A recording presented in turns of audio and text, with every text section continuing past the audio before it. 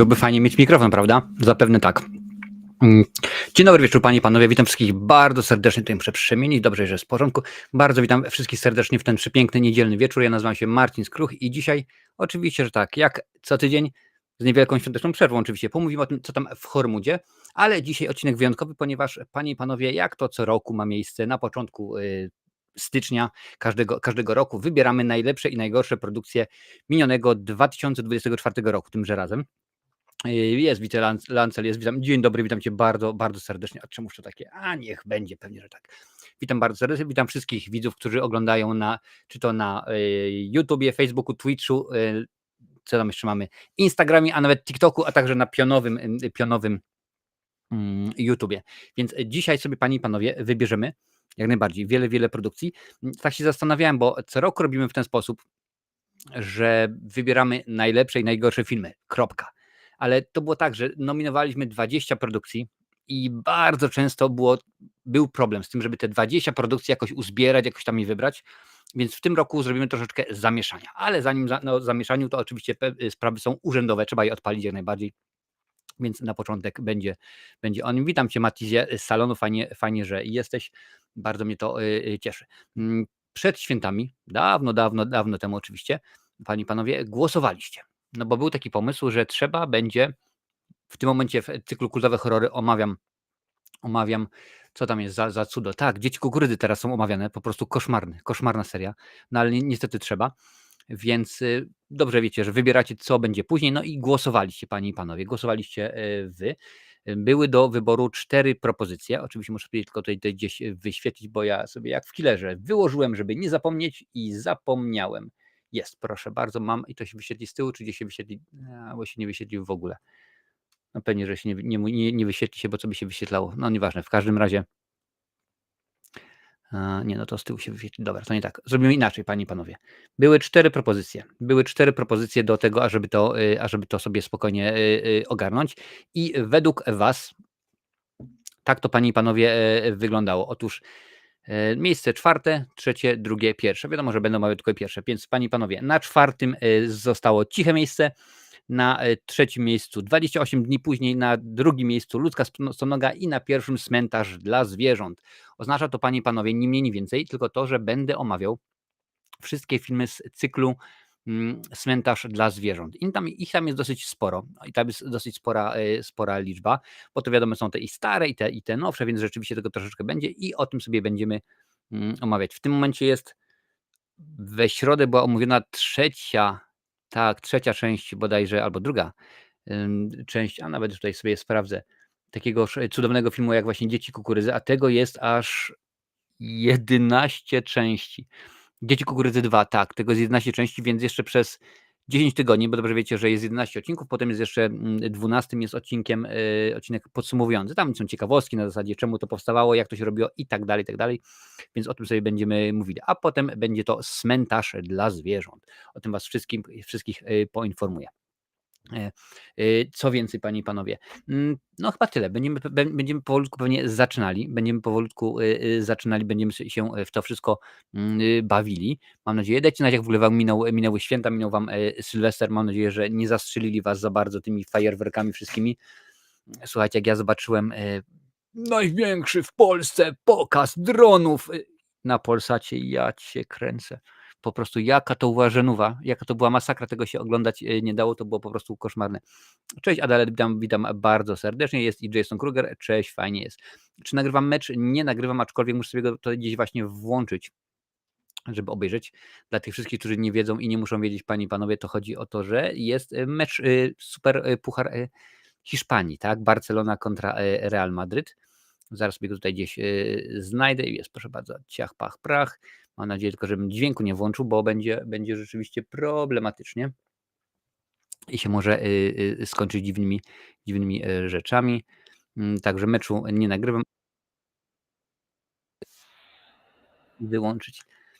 Wziąć i wyłączyć. No i tutaj widzę, że się już niedobre rzeczy się dzieją, ale to będziemy o tym, panie i panowie, myśleli za chwilę. Cmentarz jest 4 części, pisze Wiktor Jędrychowski. No możliwe rzeczywiście, no ale mówię, jest 11 części Dzieci Kukurydzy, potem jeszcze 12, także podsumowując, więc po prostu masakryczne. Ale czekajcie, nie podoba mi się to, jak to, że tak powiem, wygląda. A tak jest lepiej, albo tak jest lepiej. O, tak jest najfajniej. Także więc tak to zostanie, tak to mi się rzeczywiście bardzo podoba. Cześć, cześć, cześć. Słuchajcie, zrobimy w tym roku inaczej. Tak jak mówiłem, zeszłymi latami było tak, że 20 propozycji na najlepszego aktora, na najlepszy film, na najgorszy film. W tym roku nie będziemy robić aż tak bardzo hardkorowo, bo rzeczywiście to było za długo i czasami niektóre naprawdę propozycje już były tak naciągane, że potem gdy głosowaliście, no to już nawet nie dostawały żadnych głosów. Dzisiaj jest i musicie mi dać znać, czy chcecie tak. No bo oczywiście wiadomo, że wy pomagacie. Chcę zrobić kilka kategorii, w każdej kategorii 5 nominacji i oczywiście jedna będzie, czyli najlepszy i najgorszy film, wiadomo, najlepszy i najgorszy film polski, bo to też jest bardzo ważne, najlepszy i najgorszy serial, najlepszy i najgorszy aktor, najlepsza i najgorsza aktorka. Przy czym przy tych dwóch ostatnich trzeba podać za jaki film. W każdej kategorii nominujecie 5 osób, 5 filmów albo 5 seriali, wiadomo. No i potem, kiedy już ustawię to wszystko, to przez 2 tygodnie będzie trwało głosowanie. No i po tym głosowaniu zrobimy oczywiście kolejny odcinek na żywo i wręczymy nie bezpośrednio, ale tak powiedzmy w przenośni wręczymy dystrybutorom, aktorom dla najlepszych i najgorszych po prostu złotego za najlepsze, a brązowego Marcina za najgorszy. Dajcie znać, czy tak chcecie.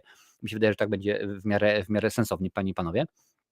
Ja oczywiście tutaj sobie muszę włączyć Filmweb, żeby wiedzieć mniej więcej, jak to będzie wyglądało. Zasada jest tylko i wyłącznie, panie i panowie, jedna. Dana produkcja włączę się. Dana produkcja musi mieć swoją polską premierę pomiędzy 1 stycznia a 31 grudnia 2024. Nie ma znaczenia. Nie ma znaczenia, czy to będzie kino, czy to będzie VOD, czy jakiś film wjechał na TVP albo na TVN. Nie ma znaczenia. Tylko jest i wyłącznie taka. Oczywiście mam tutaj swój kapownik, gdzie to będę wszystko sprawdzał ewentualnie i weryfikował. Więc Lancet pisze, że jest że jest fajnie, może być w porządku. No więc chyba rzeczywiście, panie i panowie, tak to zrobimy. To jest sprawdzę, czy jeszcze na Facebooku wszystko gra i trąbi, ale wydaje mi się, że rzeczywiście jest bardzo dobrze. Tak, jest bardzo dobrze, jest rewelacyjnie. A za tydzień, panie i panowie, bo akurat ostatnio była taka fajna rocznica, gdyż stuknęło nam, słuchajcie, i stuknęło nam tak, 12 000 subskrybentów na YouTubie, co jest bardzo fajnym i będziemy to oczywiście świętować. Stuknęło nam 6 milionów wyświetleń na YouTubie, to jest rewelacja. 2000 obserwujących, tak? Chyba 2000 obserwujących na TikToku oraz 15 000 obserwujących na Facebooku, więc rzeczywiście super. Więc za tydzień zrobimy odcinek z cyklu Q&A, czyli pytania i odpowiedzi. Będzie się rzeczywiście działo i będziemy, panie i panowie, śmigali. Więc ja nie przedłużam. Oczywiście zaczniemy, panie i panowie. Zaczniemy od końca. Pewnie, że od końca, bo co byśmy mieli zaczynać od początku, panie i panowie. Najlepszy film polski, panie i panowie. I co chcę od was?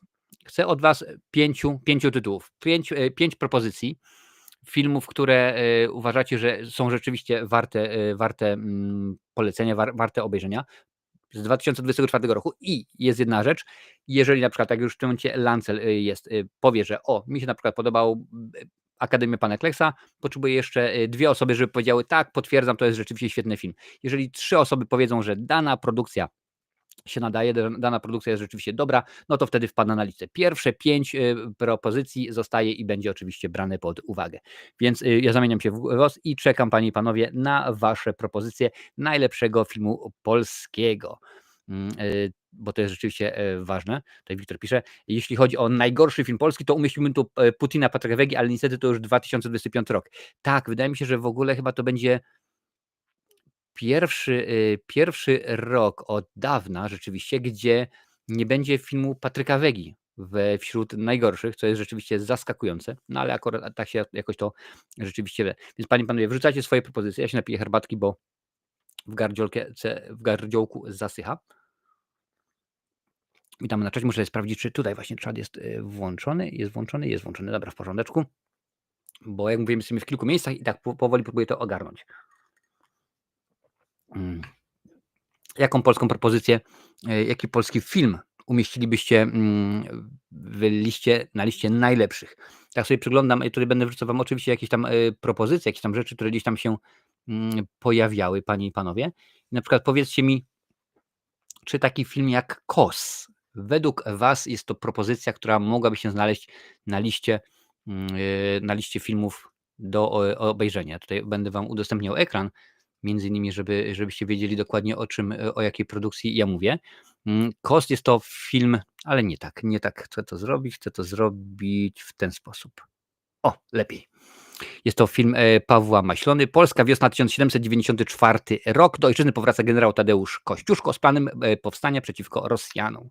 Tutaj widzę, że Wiktor wrzuca KOS, Lancel KOS również, więc jeszcze jedna osoba, która potwierdzi, że KOS to jest dobra produkcja, to pani i panowie wrzucimy ją i będzie poddana pod głosowanie.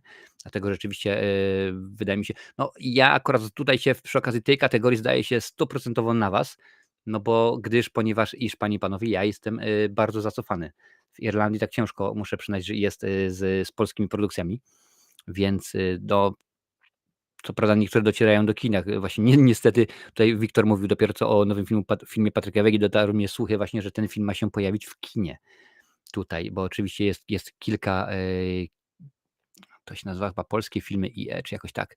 W każdym razie jest kilka firm, które zajmują się dystrybucją polskich filmów za granicą, no i akurat tutaj jest tak, że jak najbardziej ta produkcja może tutaj, panie i panowie, dotrzeć, więc jestem ciekaw, co wymyślicie. Czy KOS, tutaj sobie oczywiście otworzę, najlepsze filmy polskie.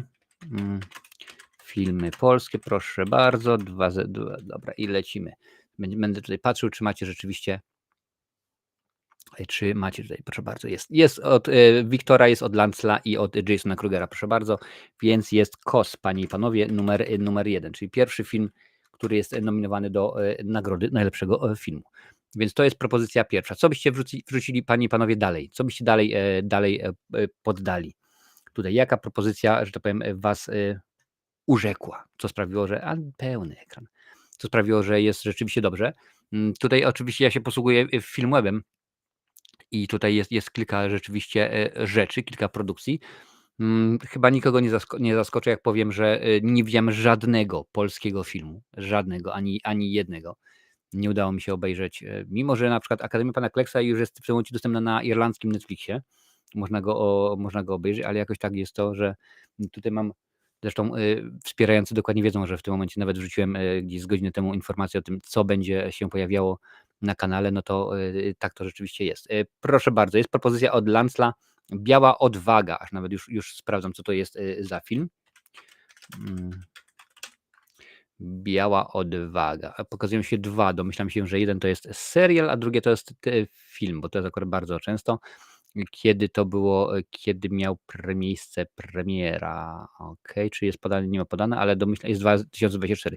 Historia dwóch podhalańskich rodów wystawionych na najtrudniejszą próbę podczas niemieckiej okupacji. Już tutaj poprawiam, panie i panowie, bo tutaj widzę, że się... i jestem. Ale no co ty robisz? Co ty mi to robisz? Co jest? Bateria się wyczerpała? Czekajcie, ludziska mi się tu bateria wyczerpała w statywie, że tak powiem, no to nie jest sprawa statyw, no ale wiecie, jak to się ładnie się nazywa. Proszę bardzo, dawaj. No włączać się. No i powiedz mi, że jeszcze jak się ładuje, to się jeszcze nie włączy. Co za... I teraz jesteśmy do góry nogami, tak? No to tak nie może być. Sekundkę, ludziska, muszę to ogarnąć. Mam tutaj zewnętrzną baterię, może zewnętrzna bateria pozwoli, że to będzie działało. No bo wiecie, niby to jest jak w killerze, że wyłożyłem, żeby było w porządku. Włączaj się tutaj, ty tutaj mu ładuj się baterią. Że nie będziemy nadawać do góry nogami. No co są? Jaje jakieś czy co? O co chodzi?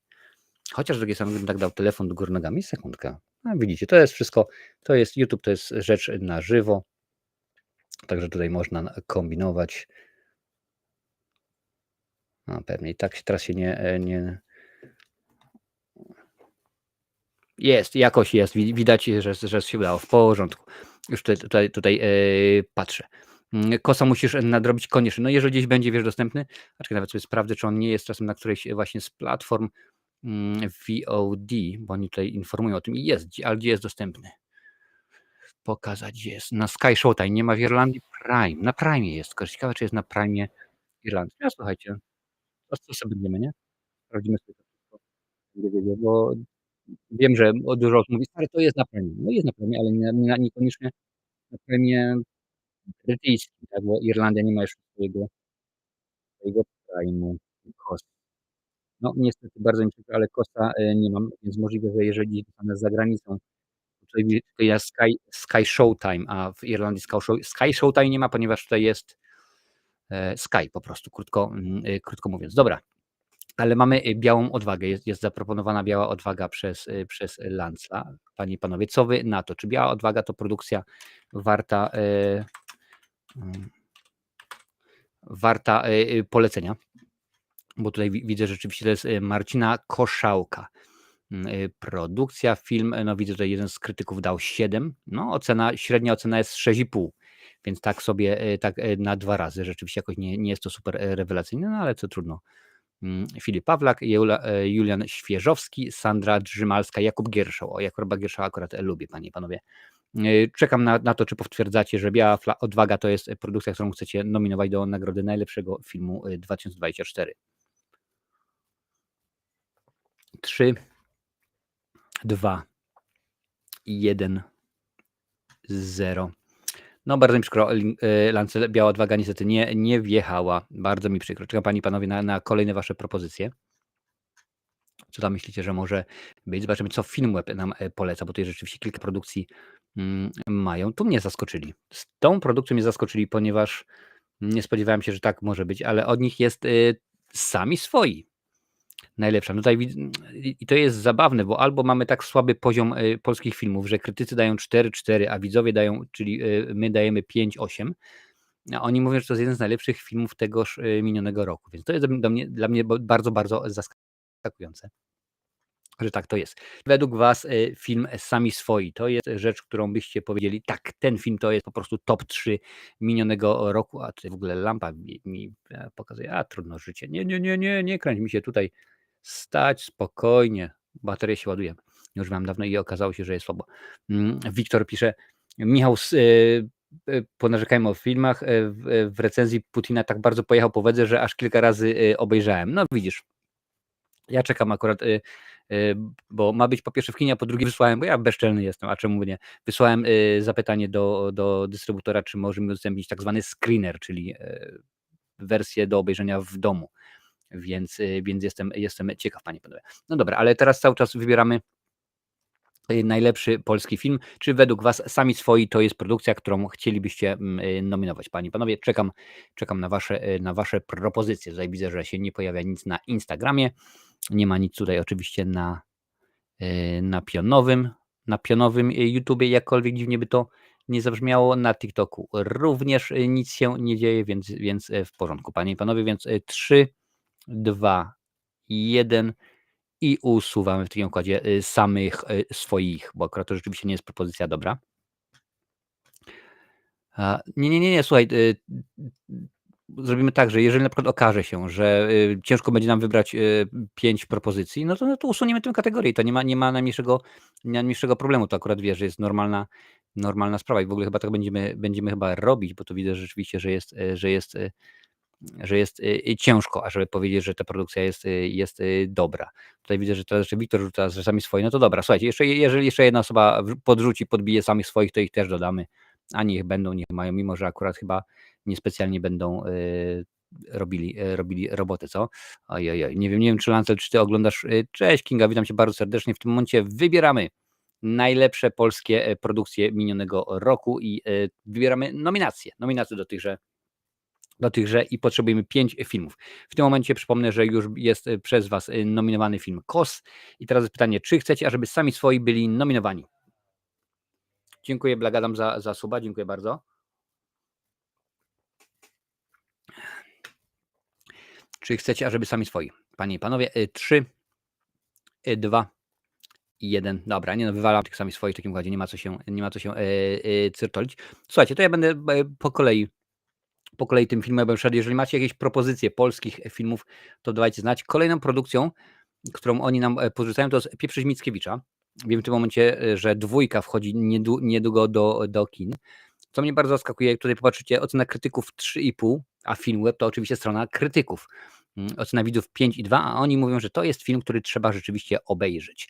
Po utracie pracy na uczelni Jan Sienkiewicz znajduje posadę jako polonista w liceum. Tam pod jego skrzydła trafia najgorsza klasa w szkole. Jest to film Sary Bausmante-Drozdek. w tym momencie dostępny gdzieś jest dostępny tak na TVP VOD, na Netflixie polskim oczywiście, bo też wiemy, że gros z Was jest i mieszka za granicą. Rozsiani jesteście według statystyk i YouTube'owych pomiędzy, jest najczęściej jest Polska, Wielka Brytania i Niemcy, także chyba tak też, nie no, chyba tak rzeczywiście tak zrobimy, że po prostu usuniemy kategorię polskie filmy i to wszystko, bo jakoś ta rzeczywiście kategoria niespecjalnie się przyjęła. No akurat tak to jest, że polskie filmy, no to czasami to jest tak, a nie inaczej. Więc słuchajcie, tak, odrzucamy polskie filmy całkowicie, bo to jest strata naszego materiału, naszego czasu. Słuchajcie, zaczniemy z grubej rury. Najlepsze filmy 2024. Najlepsze filmy 2004, więc panie i panowie, lecimy. Którą produkcję zagraniczną byście wrzucili? Ja oczywiście mam swoją listę najlepszych filmów. U mnie ta lista to jest 1, 2, 3, 4, 5, 6, 7, 8, 9, 10, 11, 12, 13, 14, 15. 15 filmów, panie i panowie, w zeszłym roku, które oceniłem, miały ocenę 8+. Cześć, witam Cię bardzo serdecznie, Popkultura, ok, dobry wieczór. Jak obejrzysz film, to oceniasz obraz od razu na Filmwebie? Tak, to rzeczywiście jest, że kiedy obejrzę film, to potem przychodzę tutaj do komputera, żeby robić recenzję, to mam oczywiście taki swój ładny, jak widzisz, albo jak nie widzisz, kapownik, gdzie jest zapisana jako ocena i w momencie, kiedy albo przed, albo po, to różnie jest, przed nagraniem recenzji po prostu wpisuję w Filmweb, że taka jest moja ocena i tak dalej. I tak to rzeczywiście wygląda. A Sonic 3, a to nie wiem, jak ocenimy. Dosyć pozytywnie mi się akurat ten film bardzo podobał, także musiałbyś zobaczyć, ale chyba z 7 albo 8, tak, 8. Także jak najbardziej. Panie i panowie, dobra. Mamy tutaj, jeżeli chodzi o najlepsze filmy 2024, Wiktor nominuje, panie i panowie, Dune, część drugą. Co wy myślicie na ten temat? Czy komuś się podobała Duna na tyle, ażeby stwierdzić, to jest po prostu film dobry, to jest film świetny? Najlepsze filmy ogólnie. Najlepsze filmy i mamy. Czy Duna według was jest filmem dobrym? No ja oczywiście Dune widziałem zarówno pierwszą, jak i drugą część. Niestety nie widziałem tego serialu, że mam problem wielki z serialami, także rzeczywiście jest słabo. Tutaj widzę, Popkultura wrzucił Sonika 3, zaraz o tym oczywiście pogadamy. A na przykład robisz tak, że binge-watchujesz filmy i potem serial oceniasz, na przykład za jednym zamachem 10 filmów pod rząd.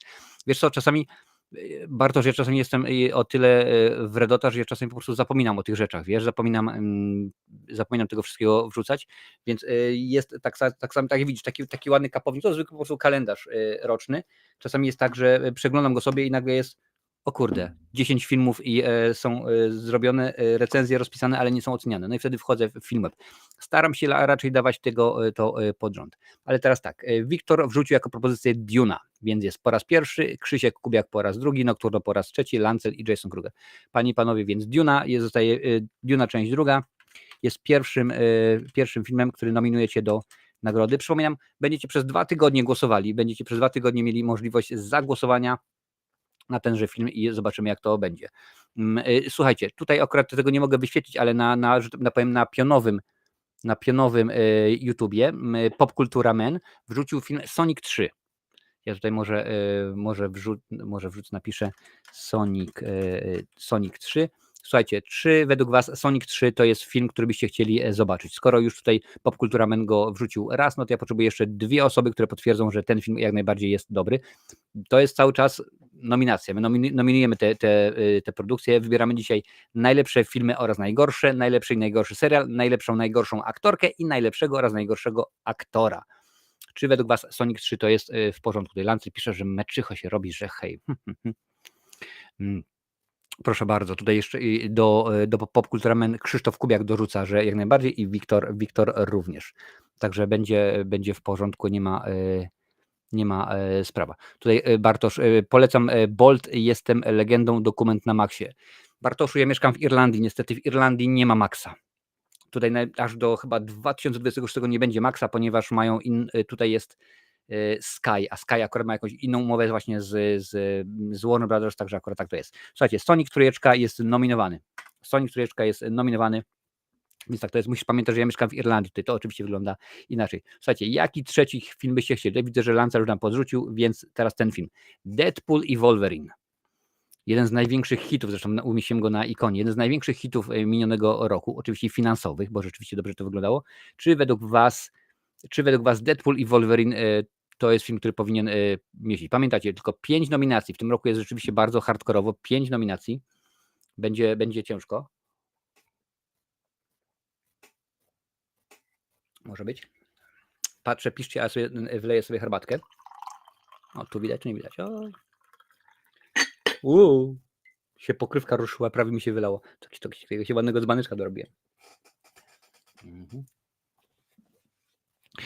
Bo u mnie, powiem tak, na mojej liście najlepszych filmów jest kilka zaskoczeń. Na pewno jest kilka filmów, już wam mówię, oczywiście mam nadzieję, że ona do końca miesiąca się pojawi. Jest kilka filmów z platform VOD, czyli z Netflixa i tak dalej. Jest oczywiście kilka filmów dokumentalnych, bo rzeczywiście takie też lubię oglądać, więc tak to jest. Deadpool jest. Dobra, Deadpool i Wolverine. Deadpool 3. Słuchajcie, jaka będzie czwarta produkcja? Co polecacie?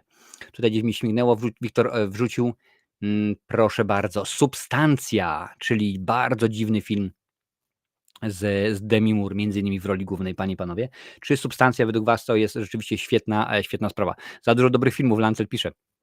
No tak, ale pamiętaj, Lancel, że zazwyczaj robiliśmy tak, że dawaliśmy 20 filmów jako propozycję i potem się nagle okazywało, że ten film numer tam powiedzmy 15-20 nie dostawał w ogóle głosu, więc akurat zrobimy troszeczkę inaczej. Możemy nawet zrobić 10 nominacji, a wybierzemy 4, to nie ma problemu. Słuchajcie, czy Substancja to według was jest dobre kino? Bartosz pyta, czy kupuję lub wypożyczam na przykład na Prime Video. Nie kupuję, wypożyczam, tak, zgadza się, wypożyczam. Zresztą widzisz tutaj, o proszę bardzo, za mną jest biblioteka moja filmów.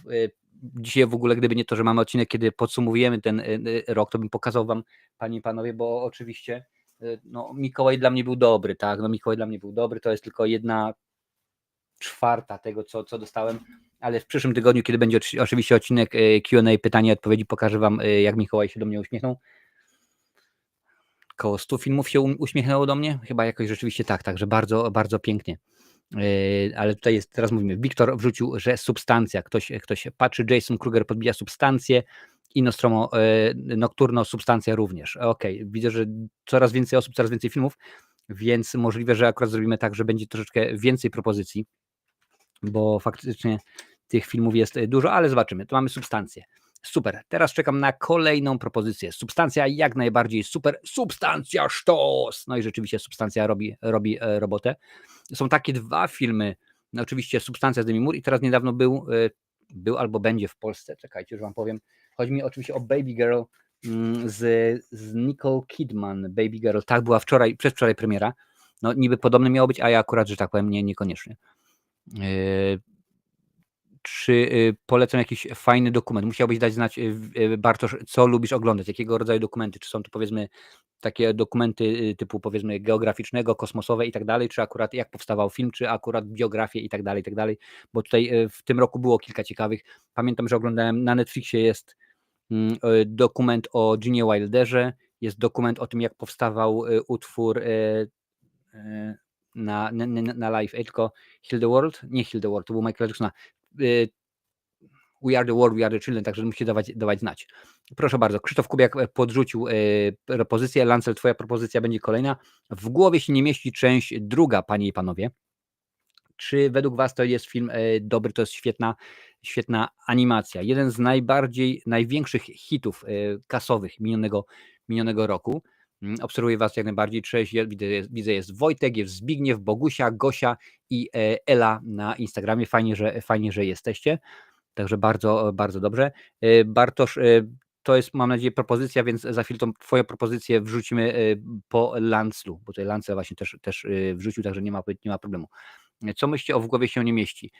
Ja bym mógł tutaj włączę sobie Filmweb, W głowie się nie mieści część druga. Pamiętajcie, to muszą być propozycje, produkcje, które powstały pomiędzy 1 stycznia 24 a 31 grudnia 24. Wtedy to musiała być polska premiera, polska. Czy w kinie, czy na VOD, nie ma znaczenia. Już Wam pokazuję, jak wygląda, oczywiście w głowie się nie mieści. Średnia ocena 7,5, od krytyków 7,3, moja 7. Riley jest już nastolatką, w jej życiu pojawiają się nowe emocje, które kształtują osobowość dorastającej dziewczyny, panie i panowie. Tak to rzeczywiście wygląda. Film zarobił mnóstwo. Chyba nie przekroczył miliarda, bo ostatnimi czasy z tym wielkie są problemy, aczkolwiek za chwilę sprawdzę to na jednej ze stron i dam wam znać. Proszę bardzo, ja nawet już tutaj w tym momencie sprawiam. Więc będziemy mieć szansę. Mam nadzieję, że akurat mają jakieś podsumowanie roczne, to by było w porządku, gdybyśmy wiedzieli, jak to się dzieje. Czy jest? Jest, top 24, proszę bardzo. Tak, według nich, ale gdzie to jest? To jest amerykański box office, czy światowy? Nie, amerykański, tylko nie, my nie chcemy amerykańskiego, my chcemy światowy, człowieku. International, dawaj mi to international. Worldwide, nie international. Nie 24, tylko 25. Już tutaj mówię. Inside Out, tak, no w głowie się nie mieści. To jest największy hit zeszłego roku, panie i panowie, bo zarobił 1,698 mld $, więc rzeczywiście mnóstwo. Tak akurat jakoś. Czemu jestem rozświetlony na zielono? Ponieważ zielone są najlepsze filmy. Potem jak będziemy robić czerwone, to akurat będę na czerwono. Taki akurat sobie pomysł wymyśliłem, cudowny, prawda? Więc super, w głowie się nie mieści, tutaj już patrzę. W głowie się nie mieści od Jasona Krugera i od Wiktora jest, czyli w głowie się nie mieści, panie i panowie, wjeżdża jako piąta propozycja. W głowie się nie mieści 2. Dobra, czekam na szóstą propozycję, ale to już była szósta wcześniej, tu obiecywałem Lancelowi. Kaskader. Kaskader, rewelacyjny hołd dla kina lat 80. nam proponuje nam Lancel. Więc rzeczywiście Kaskader to jest fajny film, przyznam sam, że go widziałem. Kaskader. Tak, jak najbardziej.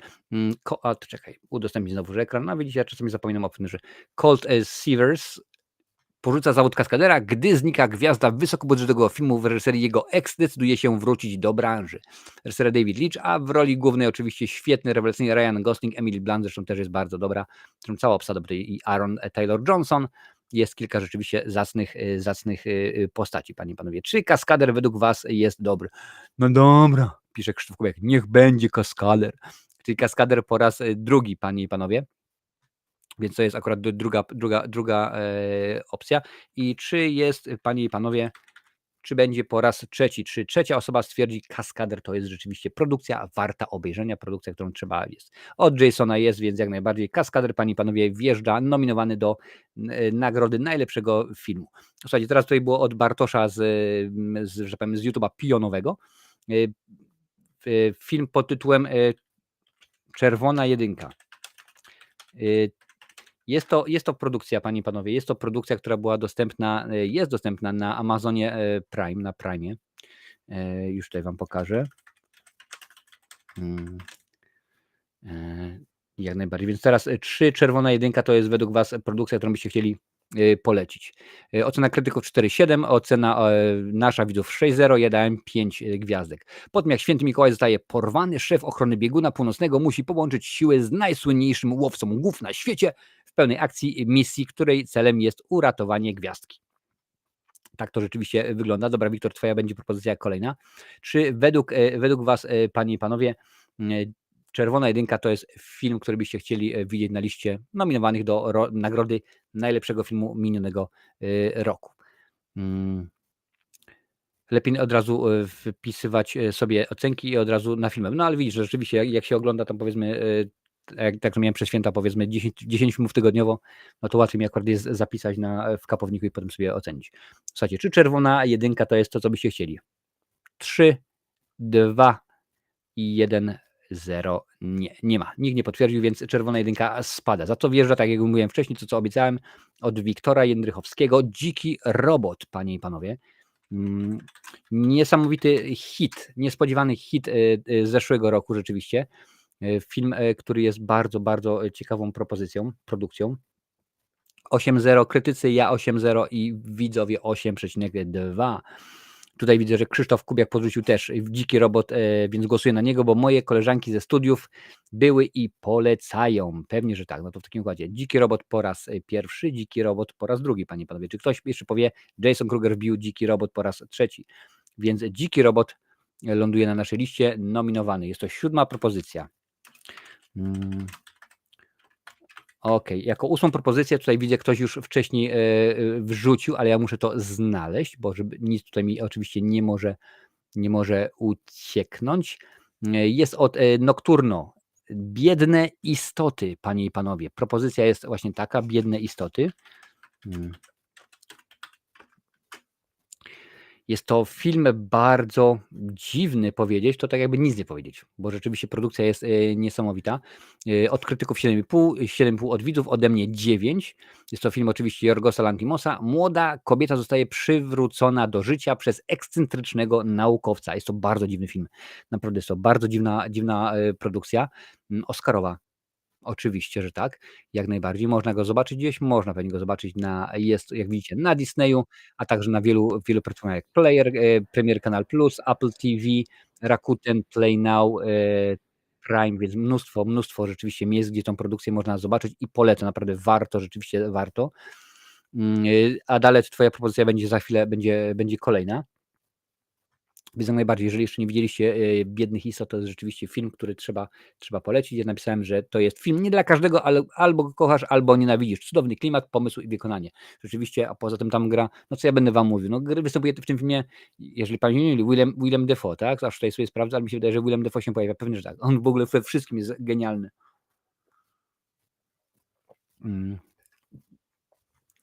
Z Lanthimosem mam okropne skojarzenie przez analizę Lobstera na zajęciach, ale Emma Stone jest Lobster, po prostu cudowny. Wiesz, to nie ma znaczenia, czy mówimy o samym filmie, czy po prostu nawet o Colinie. Colin Farrell też rzeczywiście jest świetny w tym filmie i to, co on zrobił na zakończenie, po prostu mega rzeczywiście, panie i panowie. Ale czy Biedne Istoty, to jest produkcja, którą byście chcieli podrzucić.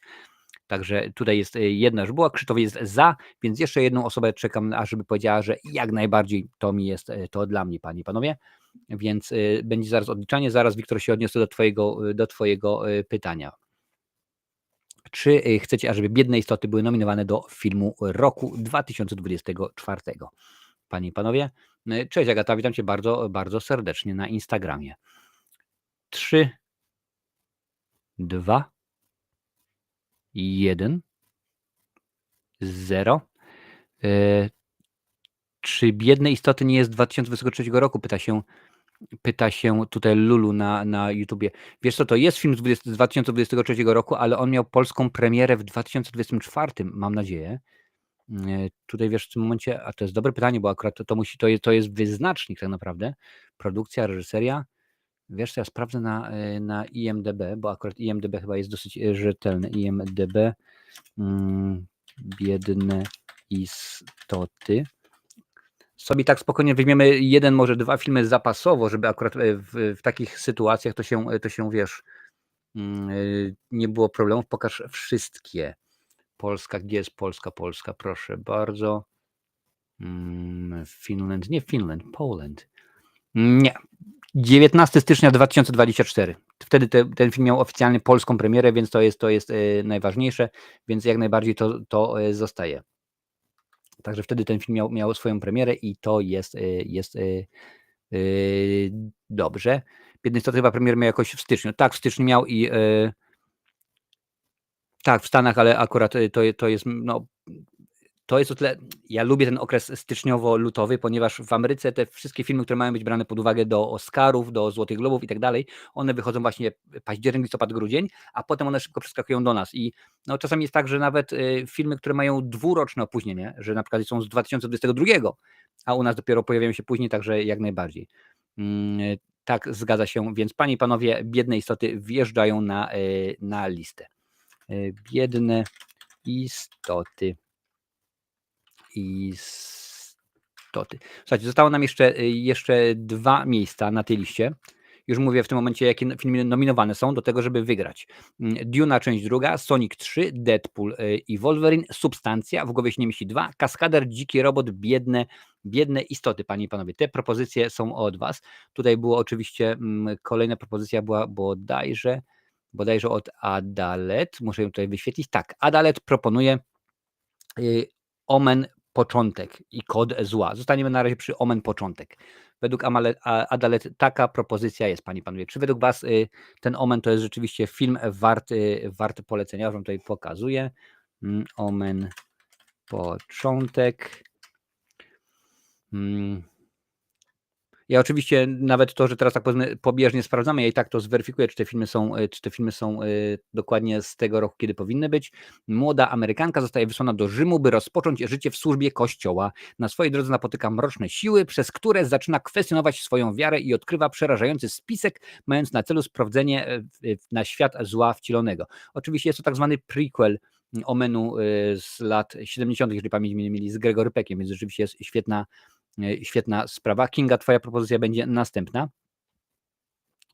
Krzysztof mówi jak najbardziej dobra, szacunek dla oryginału i PK, więc jestem za i Jason jak najbardziej wrzuca też.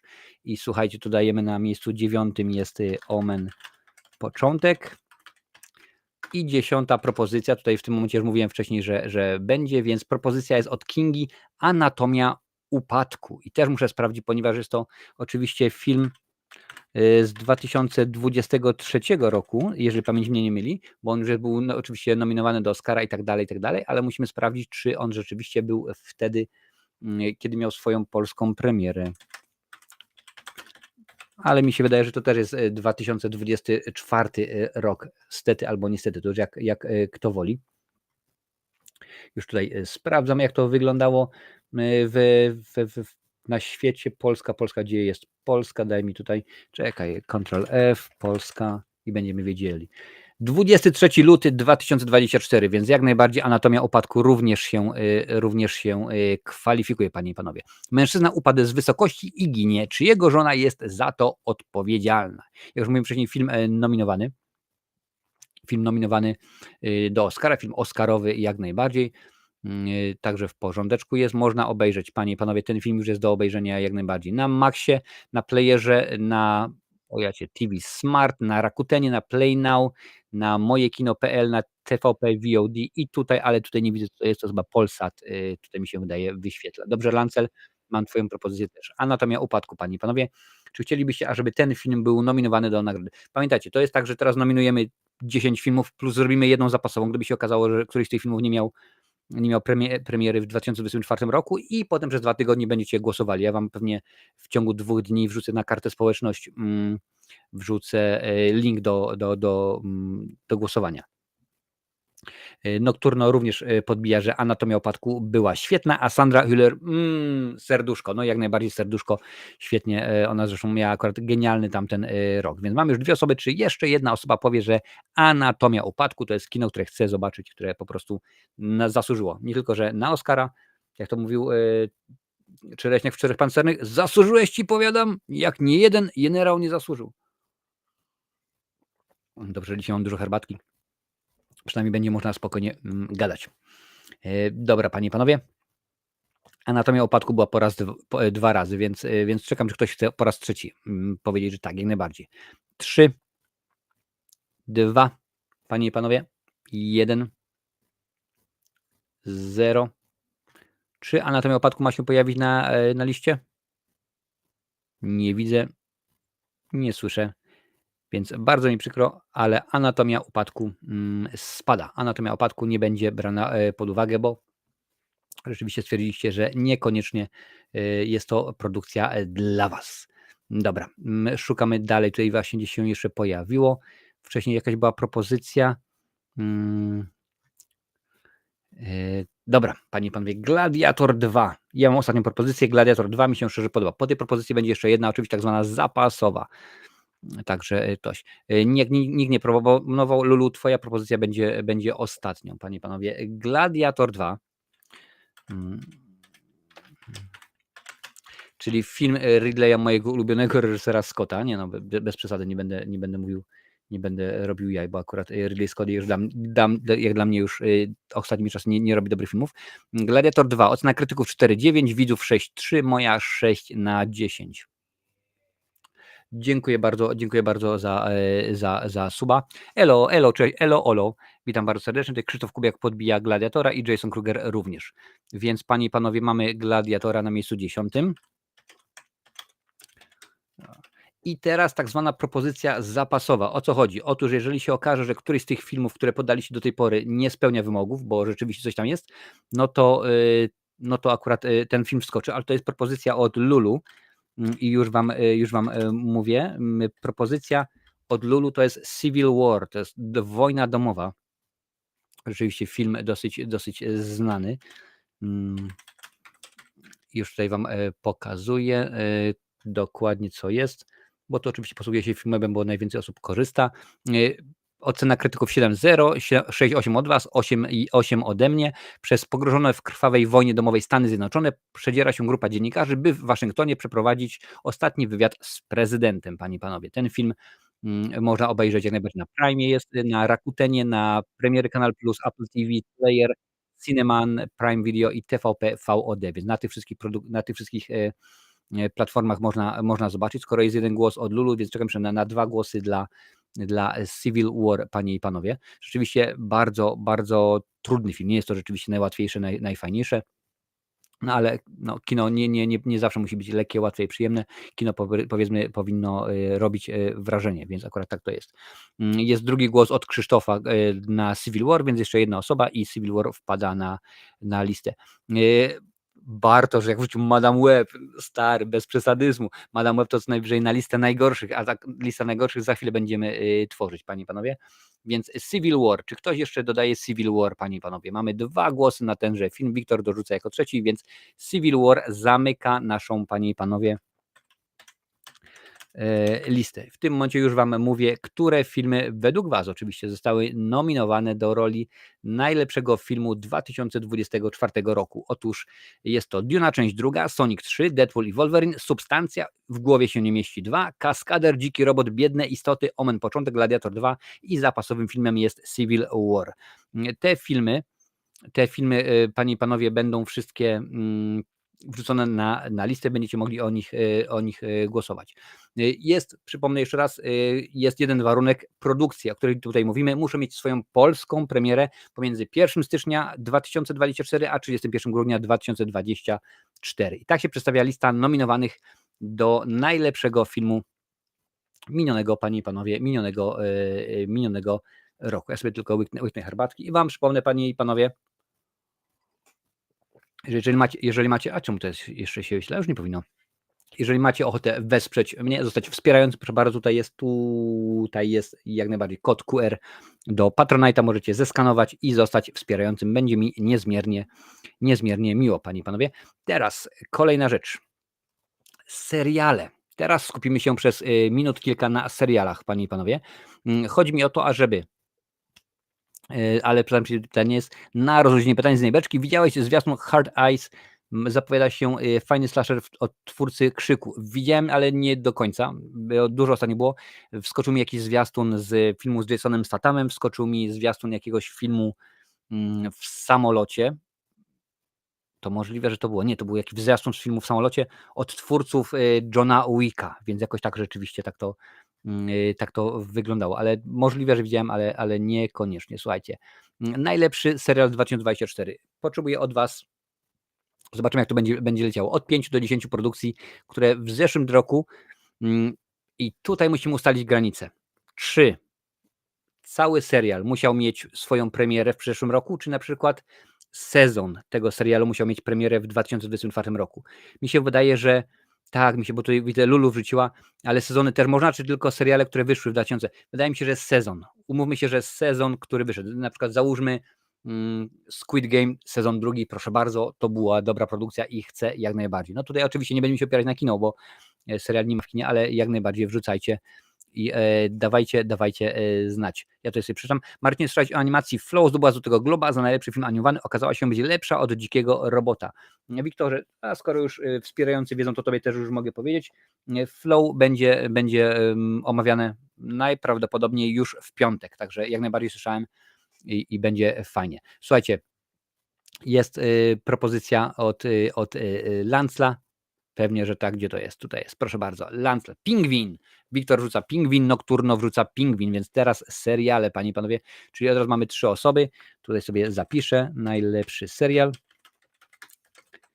I na pierwszym miejscu, pierwsza propozycja to jest Pingwin, pewnie, że tak. Pingwin ląduje. Dobra, mamy Pingwina. Słuchajcie, jaką propozycję dalibyście na miejscu drugim? Co według was jest rzeczywiście na tyle dobre, na tyle ciekawe, że 100% musi być? The Boys, tutaj jest od Lulu, The Boys sezon 4.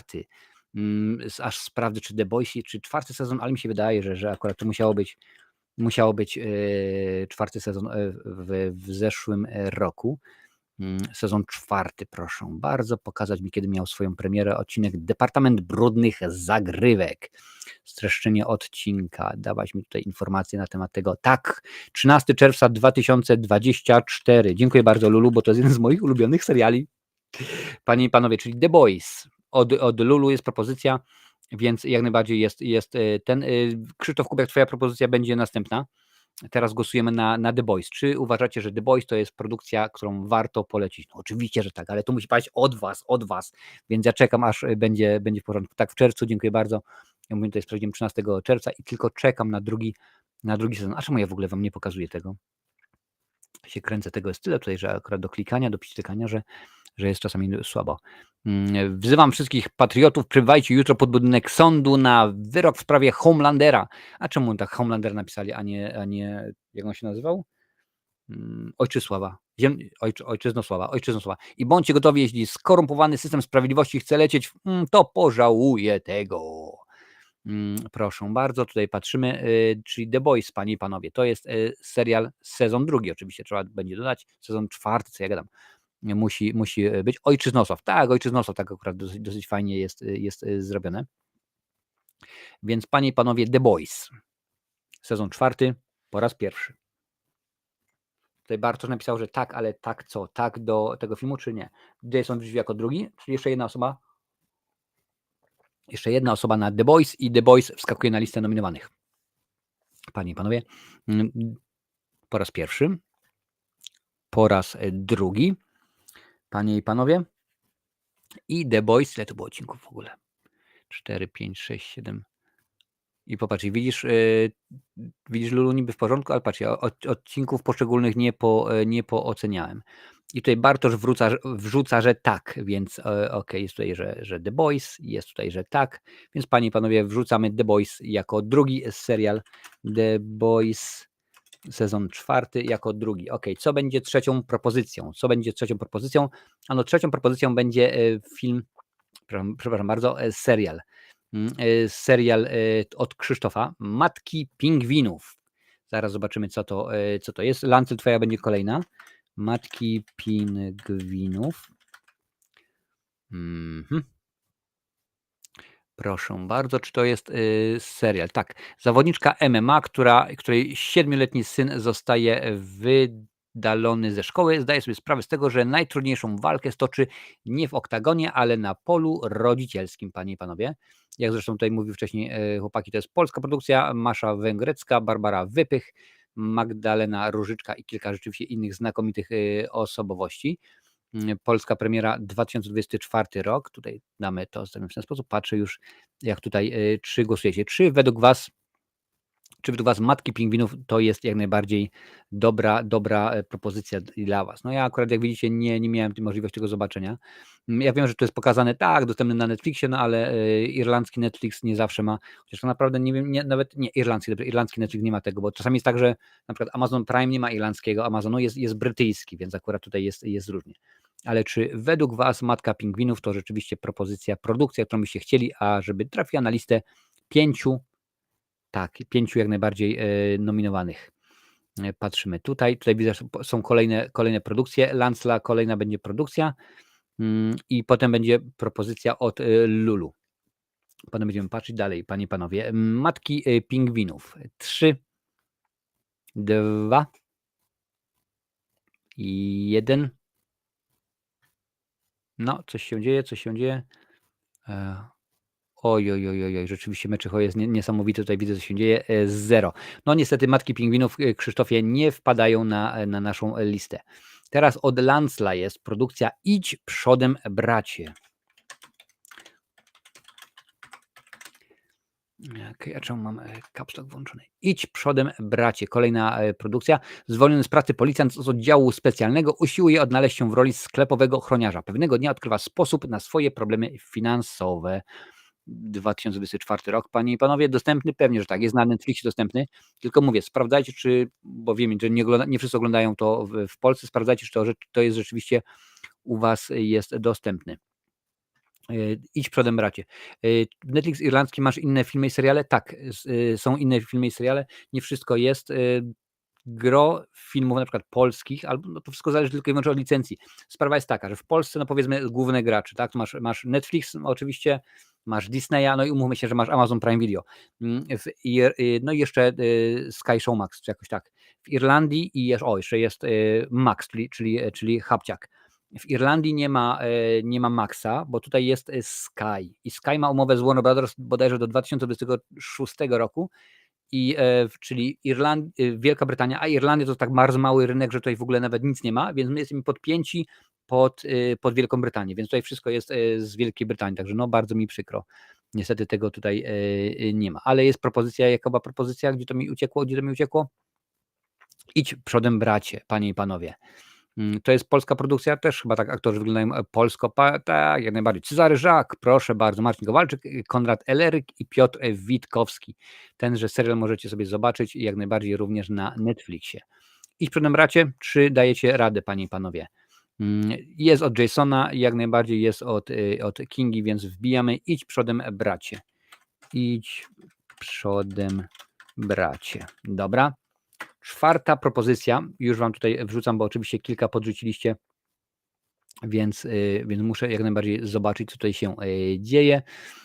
Wiktor, panie i panowie, wrzucił Squid Game, sezon 2. To jest według Wiktora najlepszy serial. Oczywiście mówimy jak już mówiłem wcześniej, o sezonie 2. O sezonie 2. 3. sezon niedługo, no ale to już akurat będzie inne. 2. sezon miał swoją premierę, panie i panowie, już wam tutaj mówię dokładnie kiedy, 26 grudnia 2024. Także akurat to jest to, czyli Squid Game w tym momencie jest sezon 2. Lancel, tak, już ta propozycja padła tutaj od Lulu, więc to będzie zaraz wrzucone. Czyli Squid Game. Czyli Squid Game sezon 2 to jest to, co byście chcieli polecieć. Proszę bardzo, już tutaj wam pokazuję. Ja akurat już obejrzałem Squid Game cały 2. sezon, więc jak najbardziej. Tutaj widzę, że Lancel podbija sezon 2. Bułka i loteria, ale to całe oczywiście jest tutaj. Można sobie zobaczyć Squid Game sezon 2. Squid Game sezon 2 dla mnie mega, jak najbardziej Bartosz, więc Squid Game sezon 2 wjeżdża, panie i panowie. Squid Game sezon 2. Ok. Na 5. miejscu tutaj, co prawda to jest od Lansa, ale tutaj jest akurat to jest ta sama produkcja, którą wrzuciła Lulu na pionowym, że tak powiem, YouTubie, na YouTubie shortowym, czy jak tam zwał, tak zwał. Fallout, panie i panowie, Fallout sezon 1. I już tutaj wrzucamy. Proszę bardzo, już wam pokazuję dokładnie o jakim filmie, o jakim serialu mowa. Serial na podstawie jednej z najlepszych serii gier w historii. Fallout to opowieść o tym, co się ma i czego się nie ma w świecie, w którym niewiele zostało. Już w tym momencie jest potwierdzone, że w 2. sezonie pokaże się Kevin, panie i panowie. Macaulay Culkin dostał angaż do 2. sezonu. Więc będzie fajnie. Ja oczywiście tego serialu nie widziałem jeszcze, ale widzę, że jest dostępny na Amazonie Prime Video. Więc jak najbardziej możecie panie i panowie wrzucać. Więc 3 Fallout. Jeszcze jedna osoba potrzebujemy do Fallouta, bo już są 2. Jest Lulu i jest Lancel i będziemy wtedy dawać. Fallout podbija, proszę bardzo, Bartosz, więc Fallout jest. Już tutaj piszę. I jeszcze jeden zapasowy sezon. Serial. Ja oczywiście wiem, że to wszystko tutaj, co było, to już raczej jest dobrze, ale tak, żeby było w porządku. Sprawdzam, czy coś tutaj wrzuciliście, co ja mogłem gdzieś tam pominąć. O, jest od Adalet. Jest od Adalet, proszę bardzo. A co było pierwsze? Tak, od Adalet Stamtąd, panie i panowie, sezon 3. Już sprawdzam. No i akurat tego serialu siłą rzeczy nie mogę znać, ponieważ jest dostępny w Polsce na Maxie. Stamtąd, panie i panowie, serial odsłania tajemnicę koszmarnego miasta, w którym uwięzieni zostają wszyscy, którzy przekraczają jego progi. Więc to jest tak. Mówisz o 3. sezonie, to już patrzymy, czy 3. sezon rzeczywiście miał premierę w tym roku, no ale raczej wiesz, co mówisz, jak najbardziej. 22 września 2024. Więc panie i panowie, Stamtąd, tytuł oryginalny From, czyli jak najbardziej bardzo jest dobrze jest to zrobione. Także czy według was Stamtąd zasługuje na to, ażeby go jak najbardziej śmignąć? Dobra, Wiktor, twoja propozycja będzie kolejna. Lulu, sezon 3 Stamtąd to był żart. No ja niestety nie wypowiem się, bo nie widziałem. Tutaj jest jedna, jest Lancel podbija Stamtąd, uwielbiam tę serię. Więc jeszcze jedna osoba i Stamtąd wjeżdża na listę jako produkcja zapasowa. A nie, Wiktor, nie podbije twojej, ponieważ tutaj to już jest zapasowa. Czyli chyba że nie zdecydujecie się. 3, 2, 1, 0. No, niestety Stamtąd nie wjeżdża, panie i panowie, na naszą listę. Zdecydowaliście, że nie. Ale produkcja, proszę bardzo, ta Shogun od Wiktor dał propozycję Shoguna. Już tutaj sprawdzę, czy rzeczywiście była to premiera w 2024 roku, ale mi się wydaje akurat, że tak, że jak najbardziej. Można go zobaczyć gdzieś w Polsce? Pewnie, że tak. Jest na Disneyu, więc na Disneyu jest dostępny i tu, i tutaj. Proszę bardzo, 2024 rok, czyli Shogun. Shogun, panie i panowie, teraz jest taka propozycja, ażeby ten film, ten serial był. Lulu, jeżeli Shogun nie wiedzie, to będzie twoja propozycja będzie kolejna, więc zobaczymy, jak to będzie wyglądało. Mi się Shogun, jak widzicie, bardzo, bardzo podobał. Dałem 9/10. Krytycy dali 7/3, widzowie dali 7/8. Jest Wiktor jako pierwszy, Bartosz podbija Shoguna, więc jeszcze jedna osoba i Shogun będzie nominowany do nagrody najlepszego serialu 2024. No niestety będzie drugi sezon. Mówię niestety, bo pierwszy był genialny i tak się kończyła książka, tak powinno się zakończyć. A ja jestem tak stary, że ja pamiętam jeszcze ten serial z Richardem Chamberlainem. No ale to już było inna inszość, panie i panowie. Shogun. 3, 2, 1, 0. Czy mamy tutaj coś? Jest. Jason wbił Shoguna, więc Shogun wjeżdża na naszą listę jako serial zapasowy. I teraz, panie i panowie, już wam mówię, co w tym momencie nominowaliście do najlepszego serialu. 5 propozycji. Pingwin, The Boys sezon 4, Idź przodem bracie, Squid Game sezon 2, Fallout i zapasowo jest Shogun. Także to są akurat propozycje, które wy wrzuciliście. Bardzo mnie to cieszy, dziękuję bardzo. Jest mi niezmiernie miło, że akurat tak te rzeczy lubicie, no bo to wiadomo, że akurat to jest świetna sprawa, to jest dobra sprawa, bo rzeczywiście ja mam na bakier z serialami, niestety mi to jakoś nie wychodzi oglądanie ich, no ale to już jest różnie. A jeżeli podoba się tobie taki live, pewnie, że tak, mam nadzieję, że się cieszysz. Nieważne, czy oglądasz na Facebooku, YouTubie, Twitchu, gdzie jeszcze jesteśmy, Instagramie czy na TikToku, udostępnij, daj łapkę w górę, niech algorytm niesie nasz odcinek, bo wiadomo, że algorytm to jest bardzo ważna sprawa. Może uda nam się dotrzeć wtedy do większej liczby osób. Słuchajcie, skoro mieliśmy już kilka rzeczy, no to teraz pora był najlepszy film, najlepszy serial, to teraz pora, panie i panowie, najlepsza aktorka. Która aktorka według was zasłużyła, ażeby pojawić się w liście? I to jest ważne, to nie może tak powiedzieć, że powiem, nie wiem, Danuta Szaflarska. No nie, musi to być aktorka, która wystąpiła w filmie z 2024 roku, więc obok tego, jeżeli podasz na przykład, załóżmy Demi Moore, musisz podać na przykład Substancja, tak? Chyba że jakiś inny film, w którym wystąpiła w 2024 roku. Więc musicie to wrzucić.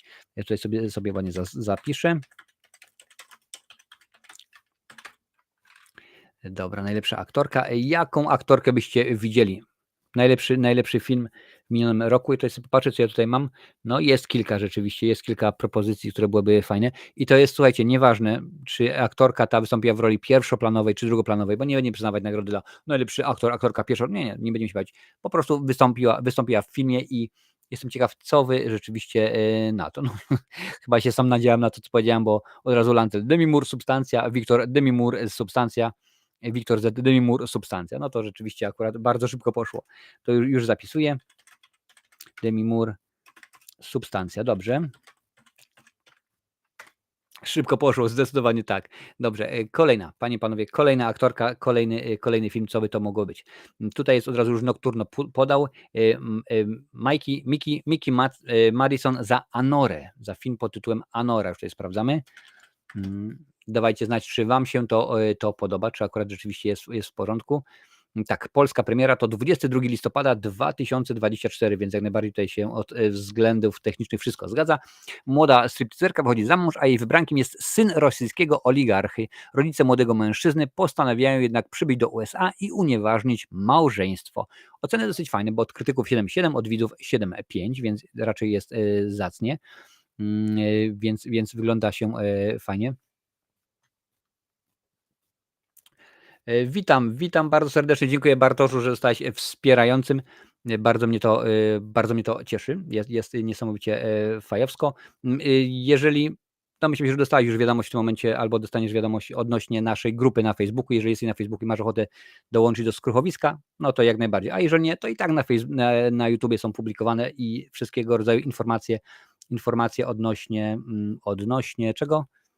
No odnośnie tych wszystkich dodatków, które możesz dostać. Dobra, no więc mamy tutaj Wiktor Z wrzucił Madison, Anora Schönebakera, Nocturno wrzucił, tutaj jeszcze jest Wiktor Jędrychowski, jest jeszcze 3 osoby, więc mamy, panie i panowie, więc Anora wjeżdża i już wrzucamy, muszę tylko zapisać. Mikey, jak to się w ogóle czyta? Mikey Baker? Mikey to jest facet, no ale niech będzie, Mikey Madison mi się nałożyło. Anora. Dobra, mamy. Śmigamy. Trzecia osoba, panie i panowie. Kogo byście wrzucili? Jak na grupę wejść, to jest kliknąć. Musisz na to kliknąć i zgłosić się. To jest grupa Skruchowisko. I akurat jak się już gdzie to jest? Gdzie ja mam tą grupę, żeby rzeczywiście pokazać. Pyk, plik, tak. Udostępniać. I jeżeli oczywiście. A to są informacje. Nie, no bo to nie są informacje dla wszystkich. O, niech będzie tak jak najbardziej. Więc jeżeli się zgłosisz na grupę, no, widzisz, nazywa się Skruchowisko VIP, no to ja cię elegancko dodam po dzisiejszym odcinku na żywo.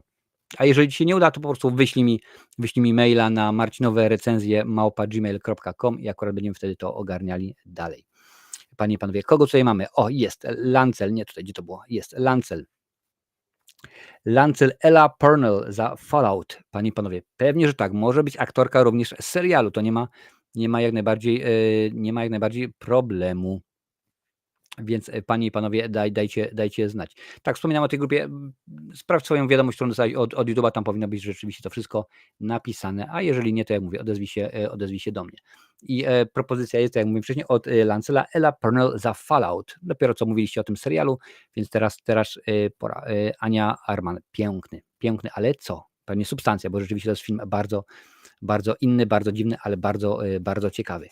Czy rzeczywiście według was Fallout, a właściwie Ella Purnell z Fallouta zasługuje na to, ażeby być nominowana do nagrody aktorki roku. Tutaj widzę rzeczywiście, proszę bardzo, już wam pokazuję. To jest ta aktorka. W serialu wcieliła się w rolę Lucy McClean. To jest rzeczywiście ona. Oprócz tego możecie jeszcze ją znać z takich produkcji jak Czarownica, Osobliwy dom pani Pellegrin, Nie opuszczaj mnie, Tarzan Legenda, Kick-Ass 2, Armia Umarłych czy Cyberszantaż. Czyli panie i panowie, czy ta aktorka, czy Ella Purnell z Fallouta powinna zasłużyć? Jest propozycja od Lancela. 3, 2, 1, 0. No to nie ma.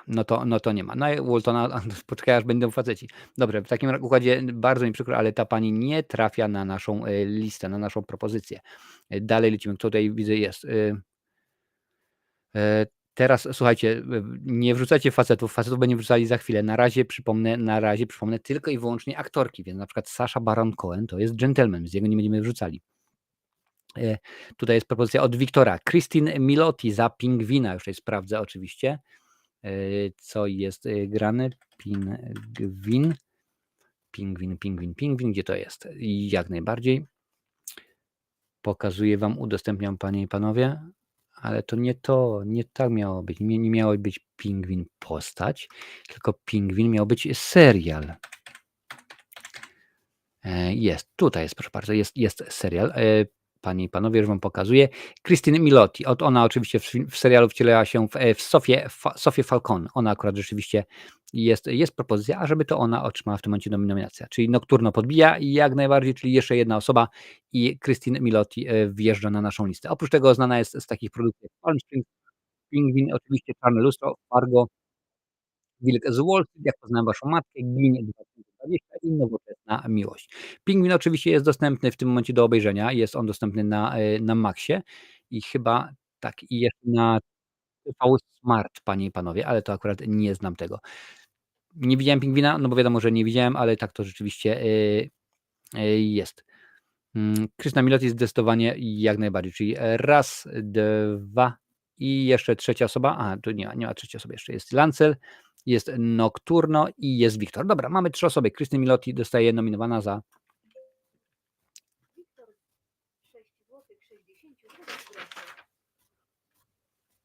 Dawno mnie nie było, ale już jestem. Kurde, od wczoraj nadrabiam live, na których mnie nie było.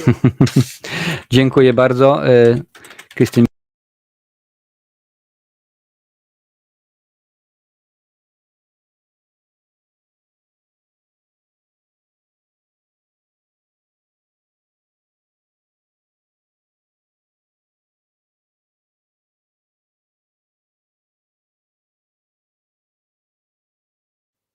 Dobra, nawciskałem i podnikał.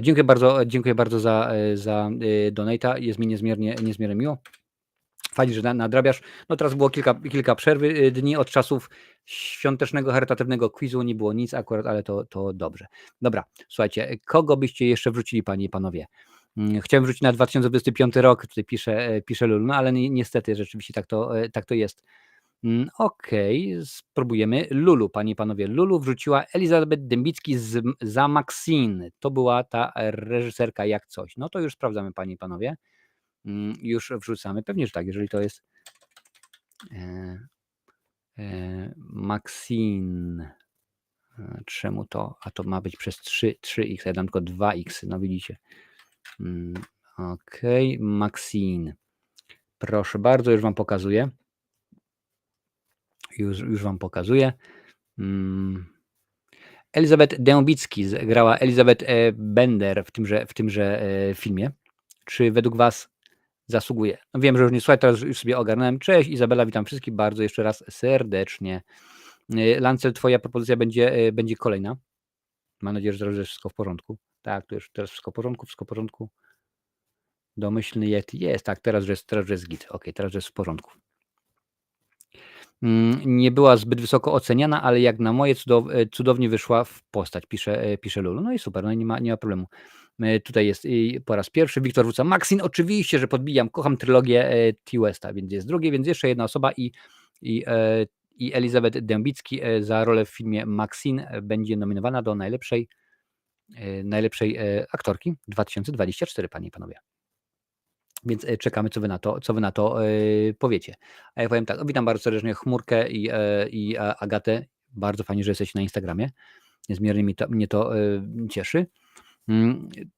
Maxine, odliczańsko, panie i panowie. 3, 2, 1,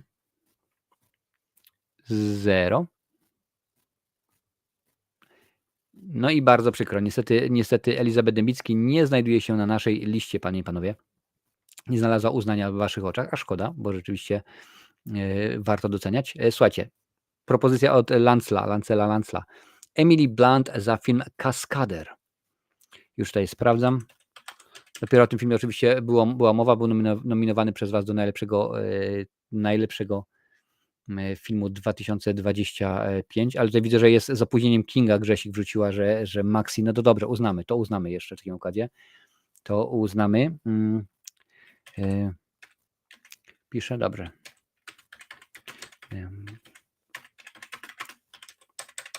Dobra, Maxim, to jeszcze teraz czwarta rola. Czy rzeczywiście Emily Blunt za film Kaskader jak najbardziej powinna otrzymać nominację? To jest akurat Emily Blunt wcieliła się w Jory Moreno, byłą Ryana Goslinga. Czy jakoś tak rzeczywiście. Całkiem zacna produkcja. Jeżeli lubicie lata 80., to dokładnie wiecie, o co chodzi.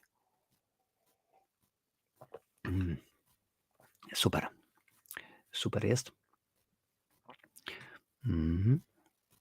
Jak to u Was jest, panie i panowie? Czy Emily Blunt za film Kaskader pasuje? Jest po raz pierwszy od Lancela, po raz pierwszy od Jasona Krugera, też jest fajnie, nie? Jason Kruger. A ciekawe, czemu nie Freddie Voorhees? No, daj znać. Daj znać Jason Kruger, czemu na przykład nie Freddie Voorhees, ale chyba mi się wydaje, że Jason Kruger lepiej pasuje. Czyli Emily Blunt, panie i panowie, czy rzeczywiście jest warta, żeby powiedzieć, o tak, to jest rzeczywiście świetna sprawa, a jest, Wiktor tutaj podbił jako trzeci, więc mamy kolejną aktorkę, Emily Blunt za Kaskadera. I jeszcze jedna zapasowa. Czy macie pomysł na jakąś zapasową, czy nie? Ale chyba mi się, że akurat tym razem sobie darujemy, bo wszystkie te 5 produkcji było sprawdzone i są akurat z tego roku.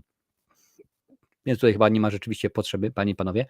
Przypomnę, że teraz nominowaliście do najlepszej aktorki, panie i panowie, i nominowaliście tak. Demi Moore za Substancję, Mickey Madison za Anorę, Christine Milioti za Pingwina, Christine chyba Dębicki za Maxine i Emily Blunt za Kaskadera. Oczywiście głosowanie będzie trwało, więc będzie dosyć ciekawie.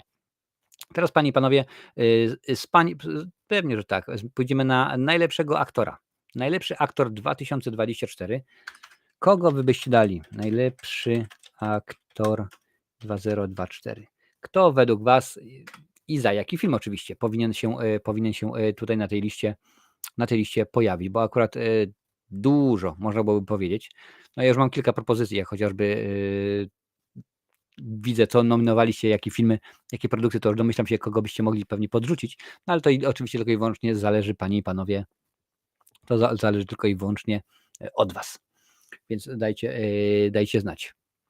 No, akurat właśnie mówiłem, że tego się można spodziewać, czyli Colin Farrell za serial Pingwin, panie i panowie. Więc jeżeli uważacie, że Colin Farrell za serial Pingwin zasłużył na to, żeby pojawić się na liście, to pewnie, że tak.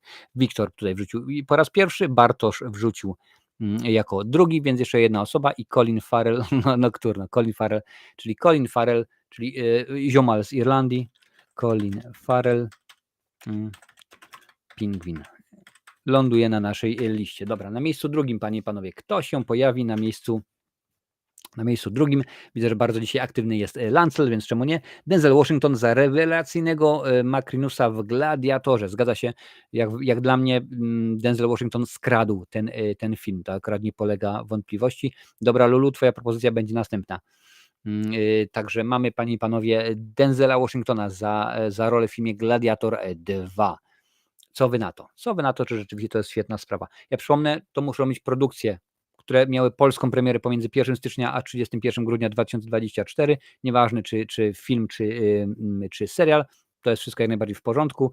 I głosowanie rozpocznie się, domyślam się, postaram się koło środy stworzyć ankietę i ona będzie otwarta przez jakieś 2 tygodnie, więc będzie można głosować. Będzie raczej w porządeczku. Także akurat tutaj dajemy. Zaskakujecie mnie, przyznam, bo akurat wasze wybory są dosyć ciekawe i nie spodziewałem się tego. Nie spodziewałem się aż takiego rozstrzału. No ale jak mówię, ja na przykład serialowo jestem beznadziejny. I z seriali to naprawdę dopiero co niedawno obejrzałem Squid Game i jeszcze obejrzałem A Gdyby Disneya i tak naprawdę to wszystko. Mamy tutaj Denzela, mamy tutaj Denzela od Jasona, mamy Denzela od Adalet, więc jak najbardziej. Wiktor, twoja będzie propozycja później. Więc jest Denzel Washington za film Gladiator 2. Dobra, trzecią propozycją będzie propozycja tutaj od Lulu, bo to propozycja, którą dzisiaj Lulu akurat tutaj się już pojawiła, także to będzie. Lulu nam rzuca, panie i panowie, Karla Urbana za serial, za 4. sezon z serialu oczywiście The Boys. Więc The Boys, proszę bardzo pokazywać mi tutaj. Już wam udostępniam, żebyście przypomnieli sobie, jak ten facet wygląda. Niesamowity, jeden chyba z najbardziej niedocenianych aktorów, ale jest cudowny, Karl Urban. To jest oczywiście on, w tym serialu wciela się w Williama Billiego Rzeźnika. Oprócz tego możecie go kojarzyć m.in. z Władcy Pierścieni, Star Treka, The Boys. No oczywiście, że tak. Thor, Ragnarok, Krocia Taborna, Red, Kroniki Riddicka, a przede wszystkim był genialnym Dreadem, po prostu był genialnym sędzią Dreadem, panie i panowie. Także akurat jak najbardziej warto. Ja uwielbiam go i pamiętam go już od czasów takiego filmu, który reżyserował Andrzej bodajże Bartkowiak. Doom. To była ekranizacja gry, tam Rock po raz pierwszy chyba w złą zagrał antagonistę, więc było rzeczywiście źle, ale dobre, świetna osobowość, bardzo ciekawy aktor. A dla tych, którzy mają już więcej niż 40 lat, to przypomnę, że on występował między innymi z aktorem, który wcielał się w rolę Ojczyznosława, czyli z Antonem Starem, występowali w takim serialu, który nazywał się pięknie, czyli Herkules. Tak, tam Kevin Sorbo wcielał się w Herkulesa. Panie i panowie, więc jest propozycja, jak mówiłem wcześniej, od Lulu, ażeby Karl Urban za The Boys 4. sezon. Czy chcecie, ażeby tak było? Więc jeżeli tak, to podbijajcie, panie i panowie. Zaraz zrobimy krótkie, szybkie odliczanko. 3, 2, nie Antony Stara, nie Antony Stara. I 3, 2 i 1, 0. No niestety Karol Urban nie znalazł uznania w waszych oczach. Dobra, kolejna propozycja i to od razu jest propozycja, która ma dwa razy na tak, ponieważ tutaj Wiktor wrzucił Walter Goggins za Fallouta i Lulu też wrzuciła Waltera Gogginsa za Fallouta, więc panie i panowie, Walter Goggins za Fallout. Czy to jest rzeczywiście rola, którą chcielibyście, już wam pokazuję, o którego aktora chodzi, chcielibyście, ażeby rzeczywiście to był aktor, który tak, co się zowie, proszę bardzo, nie uciekać mi tutaj. Czy ja mam Fallouta? Walter Goggins, możecie go kojarzyć na przykład z wielu różnych produkcji, jak wicedyrektorze Nienawistna 8, Quentina Tarantina, Synowie Anarchii, Justified, Świetliniarzy, Prawi Grimsonowie, The Unicorn. A ja tak się zastanawiam, z czego mogę mu znać, ale pewnie go znam. Dobra, Lancel podbija i czyli jest trzecia, czyli Walter Goggins wjeżdża, panie i panowie, jest nominowanym. Walter Goggins, Fallout. Mamy już 3 aktorów, panie i panowie, jeszcze potrzeba nam 2. Kogo byście wrzucili? Tutaj Lulu wrzuca, a spróbujemy, pewnie, że tak. Antony Starr, panie i panowie, Antony Starr, o którym dopiero co mówiliśmy, o którego dopiero co przez chwilę przy okazji serialu The Boys wspomniałem, a on oczywiście wcielał się w rolę, ciekawe czy dali po angielsku czy po polsku, jest Ojczyznosław, John Gilman, czyli Antony Starr, ten oto gentleman, o nim mowa, znacie, możecie go znać, że gdybyś tu był, prawdziwa historia, Banshee, Przymierze, Pajęczyna, Wiosła w dłoń albo w kryjówce mego ojca. Więc dajcie znać. Adalet i Wiktor, wasze propozycje będą kolejne. Czy Antony Starr to rzeczywiście osoba, o którą byście chcieli, powiedzmy, polecić i powiedzieć, tak, Antony Starr jest zebeściak, jak on tam był? Jak Wącki. Dajcie, panie i panowie, znać. Tak, Giancarlo Esposito też tam był, tam było tyle dobrych ról, że po prostu masakra, no ale w tym momencie mamy Antoniego Starra. Czyli Antony Starr, panie i panowie, głosujemy na niego. Nocturno podbija, że Starr zawsze na propsie, czyli jest 2 i jeszcze jedna osoba i będziemy wiedzieli, czy Antony Starr wbija.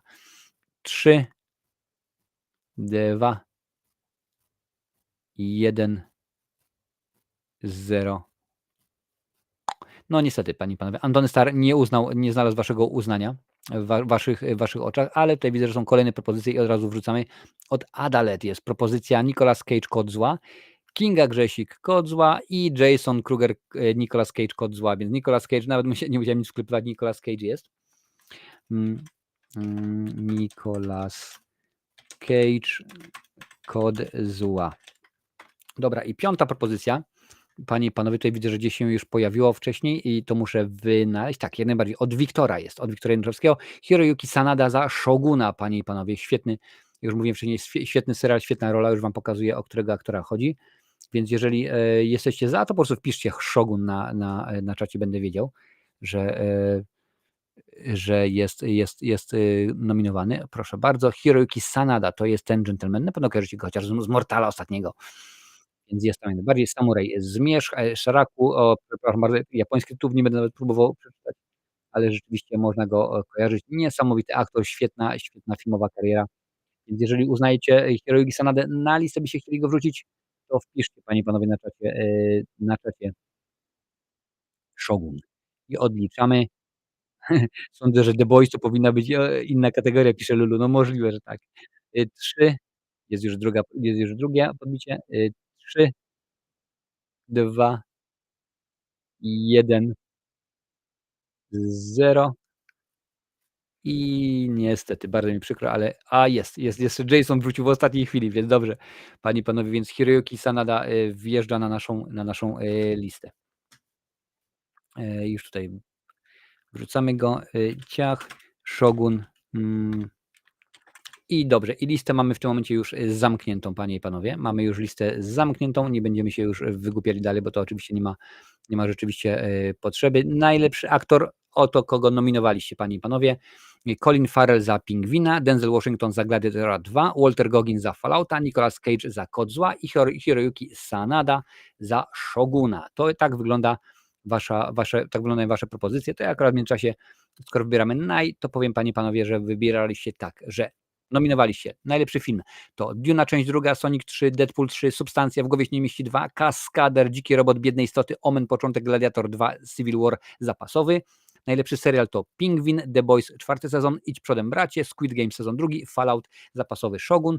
Najlepsza aktorka to Demi Moore za Substancję, Mickey Madison za Anorę, Kristen Malotti za Pingwina, Krystyn Debicki za Maxine, Emily Blunt za Kaskadera, a najlepszy aktor to Colin Farrell za Pingwina, Denzel Washington Gladiator 2, Walter Goggins za Fallouta, Nicolas Cage Kod Zła i Hiroyuki Sanada za Shoguna. I to będzie wyglądało, panie i panowie, tak, że będzie lista i będziecie spokojnie mogli sobie klikać na jedno, to jest bardzo ważne, na jeden tytuł, na jedną osobę w danej kategorii. Więc spokojnie, na przykład nie jest tak, że jak oddałem głos w najlepszych filmach, to nie mogę na najlepszy serial. Nie, w każdym będzie można spokojnie oddać jeden głos i to będzie rzeczywiście niesamowita sprawa. Teraz, panie i panowie, zaraz przeniesiemy się na co? Na najgorsze, tak, najgorsze filmy 2024. Najgorsze filmy 2024. Zaraz tutaj oczywiście od nich zaczniemy. Pewnie, że tak, bo jak żebyśmy mogli nie mówić. Ja tylko przypomnę, że tak, tutaj można, widzicie, to jest wszędzie, jest tam dostępny.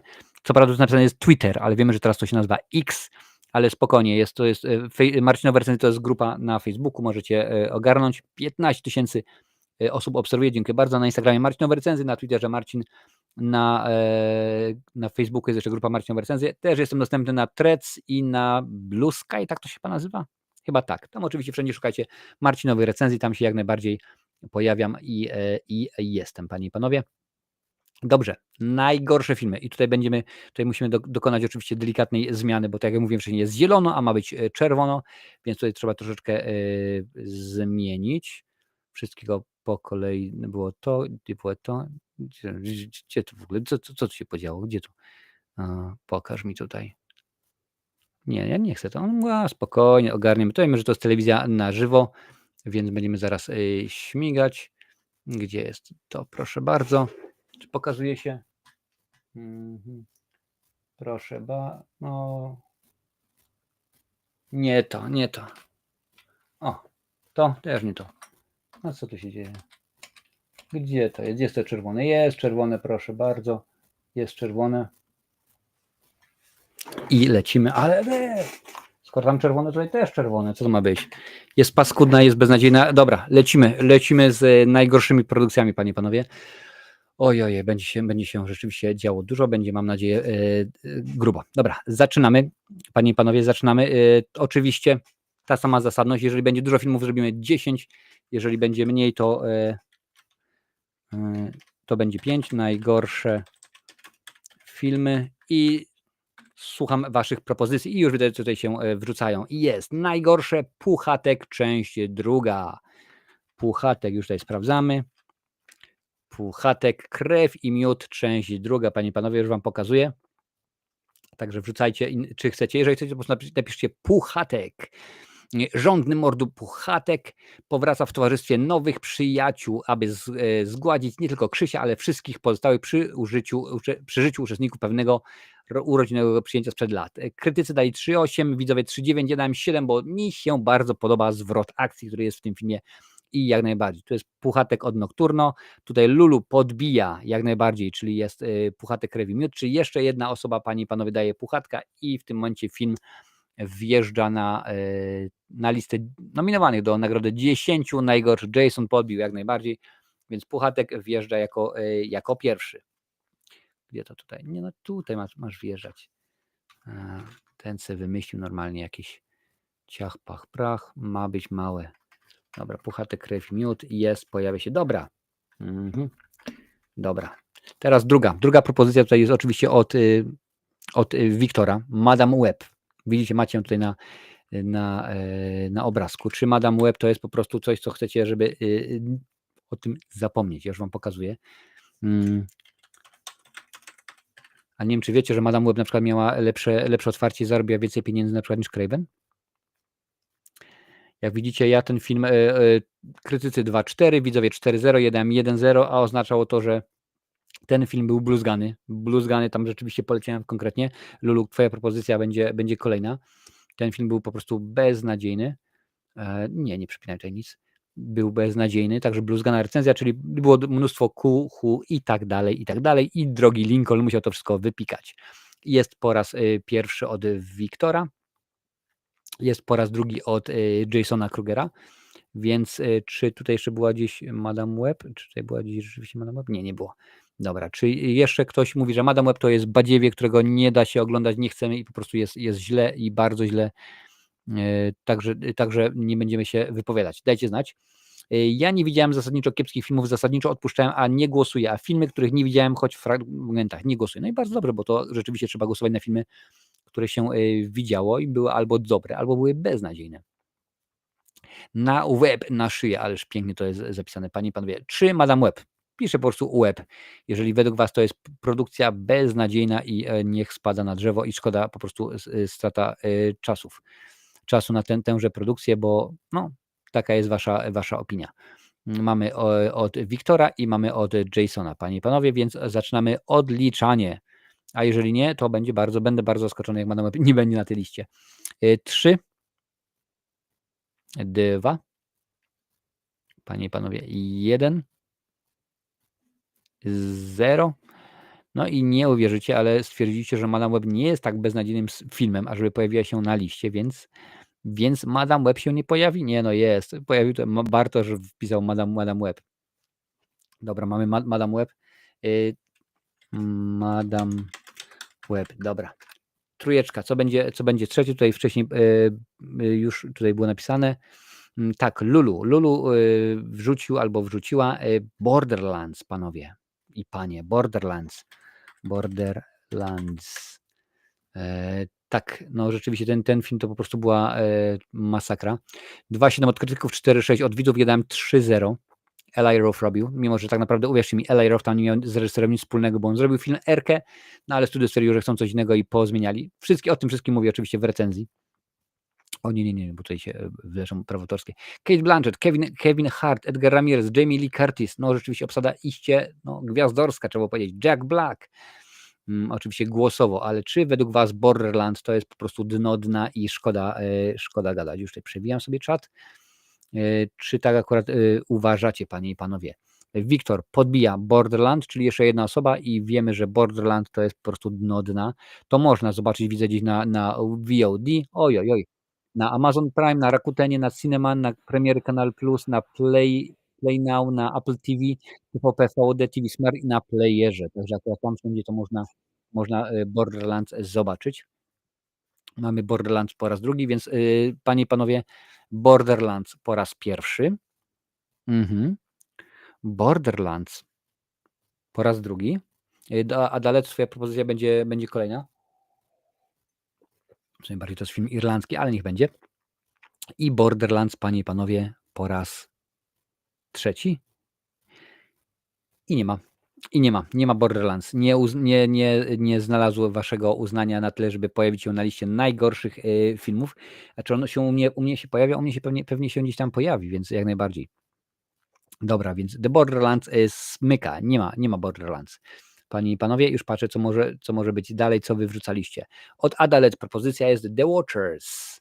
The Watchers to jest film córki M. Night Shyamalana, kręcony zresztą nomen omen w Irlandii i byłem niedaleko planu, bo kręcili to w Galway, a akurat ja wtedy byłem no, w Galway w Irlandii. The Watchers. 28-letnia artystka gubi się w dziewiczej puszczy, razem z trójką nieznajomych wpada w pułapkę i każdej nocy są obserwowani i prześladowani przez tajemnicze stwory, które widzą wszystko. Ocena krytyków 3,8, widzów 5,1, moje 3/10. Film beznadziejny, po prostu miał potencjał, miał możliwości, ale nie wyszło to na dobre. Czy według was The Watchers to jest po prostu dno i chcecie, żeby to wpłynęło na listę jako dno dna? Dajcie mi znać, panie i panowie, jak do tego podchodzicie. Jak myślicie? No tutaj widzę, że na razie same filmy są, że tak powiem, kinowe, a nie ma rzeczywiście żadnych filmów VOD, ale o tym będzie w porządku. Wiktor, twoja propozycja będzie kolejna. Ty widzę, że Lulu też jeszcze coś się pojawiło. Tak, od Lulu jeszcze jedna propozycja, też ją wrzucimy. Wypiszcie, a ja sobie sprawdzę. Jeżeli chcecie, to po prostu napisajcie Watchers. Napiszcie Watchers. Nie ma tak dobra herbatka.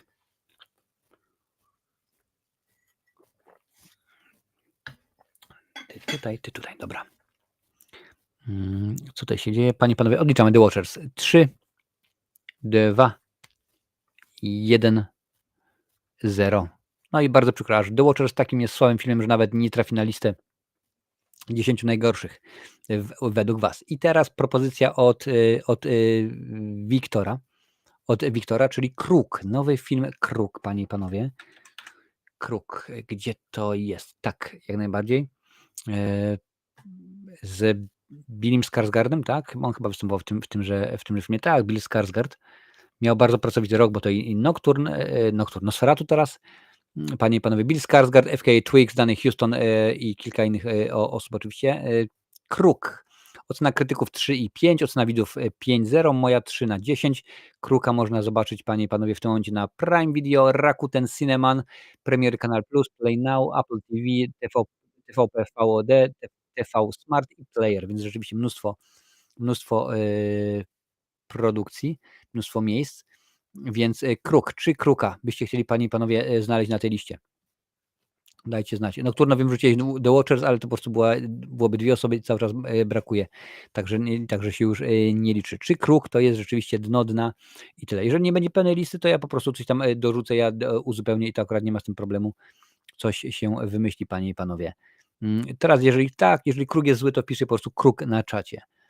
Odliczamy Kruka. 3, 2, 1, 0. Kruk.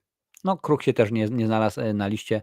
Bardzo mi przykro. O, złe filmy na szczęście nie trafiają na tę listę, ale widzicie. Chciałem pójść na Kruka, bo Willem Skarsgårda, ale Recki mnie zniechęciły, za to Boy Kills the World wypadł świetnie. No widzisz, no, też wystąpił w Nosferatu, gdzie był dobry, ale akurat mi się wydaje, że jego mocną stroną jest jego twarz, jego mimika, rzeczywiście to wygląda cudownie, a jeżeli już trzeba troszeczkę zagrać, no to już niekoniecznie dobrze. Chociaż z drugiej strony, jak masz beznadziejny scenariusz, to nic nie wymyślisz, no ale to już akurat zdarza się. Muszę zobaczyć, bo tutaj była jedna propozycja, tylko nie wiem, czy to był rok 2024, tak, ale na to wszystko wygląda. Słuchajcie, najgorszy film, Argyle, Tajny Szpieg od Lulu. Gdy fabuły książki Ellen Conway zaczynają się bardzo przypominać prawdziwe działania groźnego podziemnego syndykatu, to introwertyczna pisarka szpiegowskich thrillerów i jej kot gwałtownie wkraczają do świata szpiegowstwa, gdzie nic nie jest czym się wydawać mogło. No proszę bardzo. W filmie występują Bryce Dallas Howard, Sam Rockwell, Henry Cavill, Bryan Cranston, Catherine O'Hara, Samuel Leroy Jackson, John Cena, Dua Lipa i Adriana DeBois. No, Lulu zaproponował, że ten film jest beznadziejny i ja go nie widziałem. Ocena krytyków 4,4, widzów 5,2, więc rzeczywiście słabiutko. Dajcie znać, jeżeli tak uważacie, to wpiszcie po prostu tylko, to jest Argyle Tajny Szpieg, więc wpiszcie tylko powiedzmy szpieg na czacie i będziemy wiedzieli dokładnie, że to jest ta produkcja, że to jest rzeczywiście niewarte oglądania, że to jest po prostu koniec, że wiecie, nie ma niczego. Kononowicz, nie będzie niczego, to jest dno, to jest bzdura, to jest beznadzieja, której się nie da rzeczywiście oglądać. Widzę, że dużo lepiej wam szło typowanie dobrych filmów i to mnie cieszy, że rzeczywiście tak jest. No, ja wiem, że jesteście w Redoty i czasami po prostu podrzucacie mi produkcje, chociażby w kultowych horrorach, gdzie muszę troszkę poprzeklinać, pobluzgać. Na szczęście mój montażysta to wszystko ładnie wypikuje. Dziękuję ci bardzo za to, Lincolnie. Ale czasami jest tak, że rzeczywiście trzeba tutaj coś wymyślić, panie i panowie. Argyle, czy to według was jest złe? Czy to jest dobre? 3, 2, 1, 0. Stop. Dobra, nie ma, nie trafia. Co by tutaj wam można, panie i panowie, wrzucić? Słuchajcie, ja mam taką propozycję dla was. Zobaczymy, jak na to zareagujecie. Joker 2. Drugi film. Druga część. Ocena krytyków 5,2, widzów 5,3, moja 4/10. Czy Joker 2 to jest według was złe dno? Jeżeli nie będą się pojawiały kolejne filmy, to po prostu ja kilka dorzucę, kilka nominuję i tu będziecie sobie wtedy wybierali spokojnie.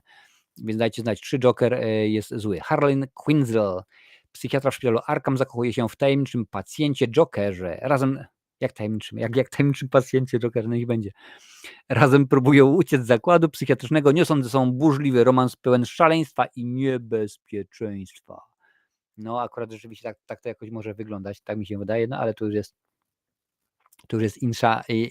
inszość. Co wy myślicie na temat Jokera, panie i panowie? Czy to jest złe? To jest złe, tylko czy wy uważacie, że to jest bardzo złe na tyle, że szkoda gadać? Nie oglądałam niestety, pisze Lulu. No nie, w nawiasie, bardzo dobrze, to akurat było masakra. Ja nie chcę mówić, że są produkcje, które obejrzałem, żebyś ty nie musiał. Nie, akurat nie ma potrzeby, ale czasami jest tak, że byś tak chciało zrobić. Jokera można obejrzeć na playerze, a także na Maxie jest już dostępny za darmo, a można kupić lub wypożyczyć tutaj nie widzę, co to jest rzeczywiście, na Premiery Kanal Plus, Play Now, Apple TV, Rakuten TV, Prime Video i TV Smart. A to jest co to jest za platforma? Megago. Tam akurat można też zobaczyć, panie i panowie. Joker jest tutaj, proszę bardzo, pojawia się od Nocturno. Mamy Joker, więc jeszcze 2 osoby, bo to jest moja propozycja, więc jeszcze 2 osoby muszą podbić Jokera, żeby trafił na naszą listę najgorszych filmów 2024. Cześć Małami, witam cię bardzo serdecznie na Instagramie. Buka z tej strony. Panie i panowie, 3 Joker. Odliczamy Jokera, bo rzeczywiście nie ma co przyciągać. 3, 2, 1, 0. Stop. Ok, nie ma Jokera. Ja jeszcze podrzucę jedną propozycję. Jeżeli to nie wejdzie, to ja coś wybiorę, panie i panowie. Craven. Czy według was to jest złe? Ocena krytyków 3,7, ocena widzów 5,3, moje 3/10. Panie i panowie, co myślicie? Czy Craven to jest złe? Dobra, Lancet, wrzucimy twoją propozycję jako kolejną. Czy Craven to jest rzeczywiście zło wcielone i tego się nie chce już oglądać? Dajcie znać, czy to jest akurat produkcja niewarta. Sprawdź oceny znajomych. Zobaczymy, jak oceniliście. Dorota 2, Stian 2, Michał 3, Primal 3, Alan 1, Le 1, Duchman 3, Marcin 5, Karol 4, Michał 2, Damian 6. Więc tak to rzeczywiście wyglądało, panie i panowie. Czy Craven, łowca, to jest akurat zło? No po prostu piszcie Craven albo łowca, to powinno wystarczyć. Będę wiedział, o co chodzi. I odliczamy, panie i panowie, Cravena. 3, 2, 1, 0. No, nie udało się. Nie udało się, niestety nikt nie wbił. Zrobimy w ten sposób, że ja tę listę najgorszych filmów 2024 sam uzupełnię, bo w tym momencie są 3 produkcje. Ja tu jeszcze coś dorzucę. Co by tutaj dorzucić? A to już wiem, proszę bardzo. Dorzucimy tak. I na 4. miejscu dorzucimy, bo to mi się wydaje, że zły film. I zaraz wam przeczytam. I na miejscu 5. A niech będzie. I słuchajcie, już wam mówię w tym momencie, jak wygląda lista 5 filmów najgorszych, które wybraliśmy wspólnie razem. Puchate Krew i Miód 2, Madame Web, Borderland, bo musiał oczywiście się pojawić, Joker 2, a także Kruk. To są te filmy, które są nominowane do najgorszego filmu 2024. A skoro były filmy, to teraz muszą być seriale. Panie i panowie, jestem ciekaw, jak do tego podejdziecie. Nie najlepsze seriale, nie, najgorsze. Co to się podziało? Się zwiesiło. Muszę. Oczywiście, że tak. Najgorsze seriale, proszę bardzo, pokazywać mi tutaj. Czy było coś, co Was bardzo in minus zaskoczyło w minionym 2024 roku? No ja mówię, ja jestem beznadziejny, jeżeli chodzi o seriale. Najgorsze seriale. Dawajcie znać, panie, panowie, wrzucać jakieś tytuły. Jeżeli nie będzie, to w ogóle kategorię wywalimy, bo to akurat by oznaczało tylko, że nie oglądacie Badziewia i to byłoby super, rzeczywiście, że udało wam się nie oglądać Dna. Miejmy nadzieję, że tak będzie. Miejmy nadzieję, że tutaj się nic nie pojawi. Ale jestem ciekaw. Nie było żadnego filmu Marka Polonii, no widzisz, Nocturno nie podrzuciłeś, nikt nie podrzucił, panie i panowie. Więc zrobimy w ten sposób. Poczekamy chwilkę na serial. Jeżeli się jakiś nie pojawi, to kategoria zostaje wywalona i będziemy mieć tylko i wyłącznie najlepsze seriale i to byłoby chyba rzeczywiście najlepiej. Więc jeżeli nie będzie żadnych propozycji, odliczamy najgorsze seriale 2024. Jeżeli nie będzie, to przejdziemy do najgorszej aktorki, a później najgorszy aktor i będziemy mieć. Lancel wrzucił Gąska. Co to jest Gąska? Gąska. Już tutaj patrzę, co tu mamy. Jest jakiś polski serial. Pewnie, że tak, już wam pokazuję. Grupa pracowników supermarketu Gąska zmaga się z codziennymi i niecodziennymi wyzwaniami. Proszę bardzo. Kto występuje? Tomasz Kot, Aleksandra Grabowska, Magdalena Koleśnik i Janusz Habior. Uwielbiam Janusza Habiora. Julia Rosowska, Mikołaj Śliwa między innymi i jeszcze kilku innych ciekawych. Rafał Maćkowiak, dawno nie widziany. Czyli ktoś podbija propozycję Lancla, panie i panowie. Gąska. Odliczamy. 3, 2, 1, 0. Nikt? Dobra. Usuwamy kategorię. Nie będzie kategorii najgorszych seriali. Bardzo mnie to cieszy, bo to oznacza, że w porządku, że ogarniacie temat i oglądacie dobre rzeczywiście, dobre produkcje. A teraz przechodzimy do kategorii. Kapsuk się teraz się wyłączył. No. Proszę bardzo. Najgorsza aktorka 2024 roku. I przypominam, musicie wrzucić, panie i panowie, o jaki serial, o jaką produkcję. O jaką produkcję chodziło, jeżeli wybieracie daną aktorkę. Nie ma znaczenia co i jak. Także dajcie znać. Najgorsza aktorka 2024. Co to by było? Za jaką produkcję byście nominowali? Serial to akurat oglądam mało. No w porządku, no nie ma mocnego. Będzie ciężko z serialami. Tak, dlatego akurat anulowaliśmy i nie ma problemów. Jest wszystko git. Teraz wybieramy najgorszą aktorkę. Co to jest? Czy to będzie na przykład, gdzie to jest? Czy to będzie na przykład ta pani za mną, która tutaj jest, tutaj. Czy to będzie ona nominowana do nagrody za najgorszą aktorkę? Czy to może będzie jakaś aktorka z tych właśnie filmów, które podaliście jako najgorsze? Czy to byłoby coś takiego? Osoba z Puchatka, z Madame Web, z Borderland, z Kruka, z Jokera. Kto to? Dawajcie znać. Ja już tutaj patrzę. Patrzę sobie. Jeżeli lubisz takie odcinki, my się co tydzień widzimy o godzinie 20 czasu polskiego. Także jak najbardziej daj suba, a wtedy miejmy nadzieję, że YouTube cię poinformuje o wszystkim.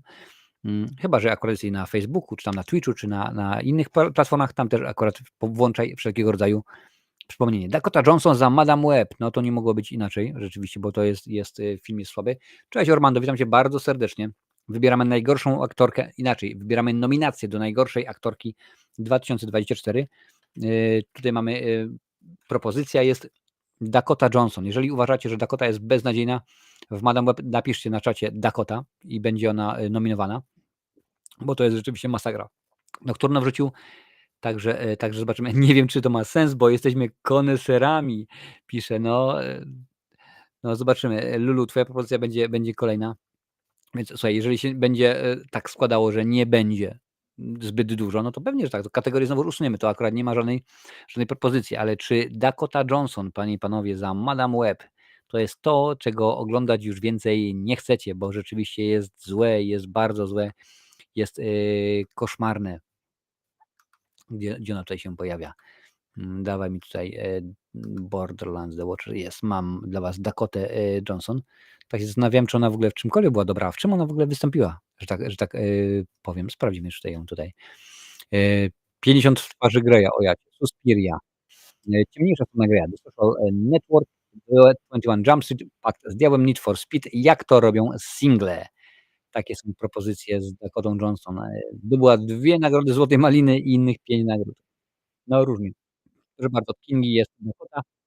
Jeszcze jedna osoba musi podrzucić Dakotę Johnson i mamy ją już nominowaną do nagrody największego badziewiaka 2024. Szkoda gadać i akurat rzeczywiście podziękujemy pani. Dajcie znać. No dobra, odliczamy panie i panowie Dakotę Johnson. No nie musi on nadal dotrzeć, więc Dakota trafia na listę. Dakota Johnson, Madame Web. Dobra. Dobra. Druga propozycja. Na drugim miejscu tutaj jest, widzę, że Megan Fox za rolę Johnnym i Clyde. Tutaj sprawdzę. Megan Fox. Będziemy wiedzieć dokładnie, o co chodzi. Zobacz pełną filmografię. Jak najbardziej. No tutaj widzę, że na Filmwebie się nic nie pojawia, także ciężko mi powiedzieć. Jest Uległość, Niezniszczalny, John and Clyde, ale to 2023. Tylko czy ten film miał polską premierę w 2024 roku? To jest dobre pytanie. Słuchajcie, na razie jest, tak, na razie jest, ale zobaczymy, co tutaj będzie się działo. Ja sprawdzę zaraz od razu szybciutko, czy ten film miał polską premierę w 2024 roku. Jak mówiłem, to się często zdarza, że tak to jest z filmami, że w Ameryce premiery mają wcześniej, a w Polsce są delikatnie mówiąc później. Okej, nie ma informacji na ten temat. Więc ciężko powiedzieć. Tutaj jest 23. Nie ma informacji. No więc umówmy się w ten sposób, że nie zaryzykujemy, chociaż czemużby nie. Czemużby nie. Mamy w tym momencie, panie i panowie, odliczmy, dobra. Megan Fox za Johnny and Clyde. Czy jesteście za tym, żeby Megan Fox trafia na listę? A jeżeli oczywiście będzie nie tak jest, to wrzucimy 3, 2, 1, 0. No niestety. Dobra, to nie mamy. Tutaj widzę, są kolejne propozycje, już odczytuję, panie i panowie. Jessica Alba. Jessica Alba w filmie Weteranka. Już sprawdzamy Jessica Albę. Skądinąd ciekawą aktorkę, no ale to nie zawsze to, że jest ciekawą, oznacza, że jest świetną. Już wam pokazuję film Weteranka, panie i panowie. Proszę bardzo. Zdolna komandostka przyjmuje bar swojego ojca po jego nagłej śmierci i szybko ściera się z brutalnym gangiem, który w jej miasteczku rozstawia wszystkich po kątach. Proszę bardzo, film jest do obejrzenia w tym momencie na Netflixie i także na Apple TV+, czy jakoś tam to się rzeczywiście nazywa. Czy według was Jessica Alba za ten film powinna być nominowana? 3,7 od krytyków, 4,4 od was. Mark Webber, Antony Michael Hall, wielu ciekawych pewnie gangsterów w tym filmie grają. No ale tak, jeżeli tak, to piszcie po prostu Alba na czacie i będzie w porządeczku i tutaj weźmiemy. Dobra, tutaj mamy jeszcze 2 propozycje, kolejna jest od Tomasza i jest kolejna od Lulu, weźmiemy je pod uwagę. Panie i panowie, czy Jessica Alba? Odliczamy, pewnie, że tak. Mamy już w tym momencie jedną osobę na razie? Tak, no na razie tylko jedną.